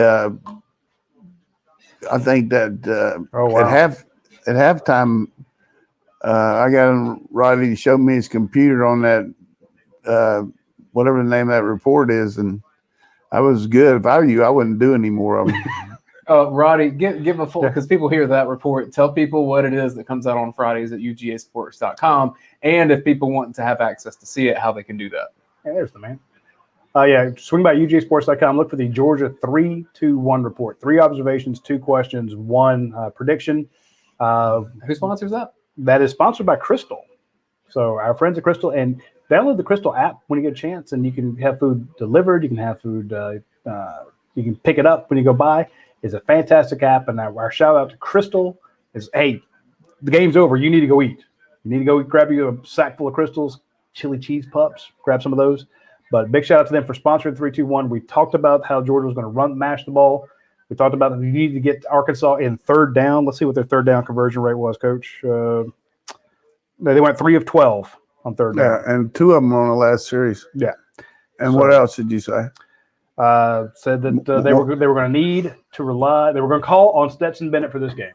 That was good. And also, you talked about the crowd. I read that. You know what a thrill it was to have Georgia in the 2 times. And I was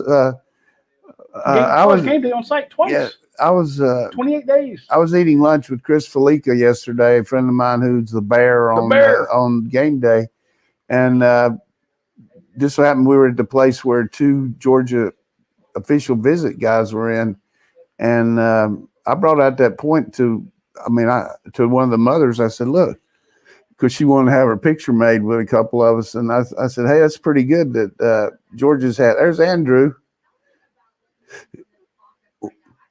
I don't know what did he say. Oh, that's a troll. What did he say?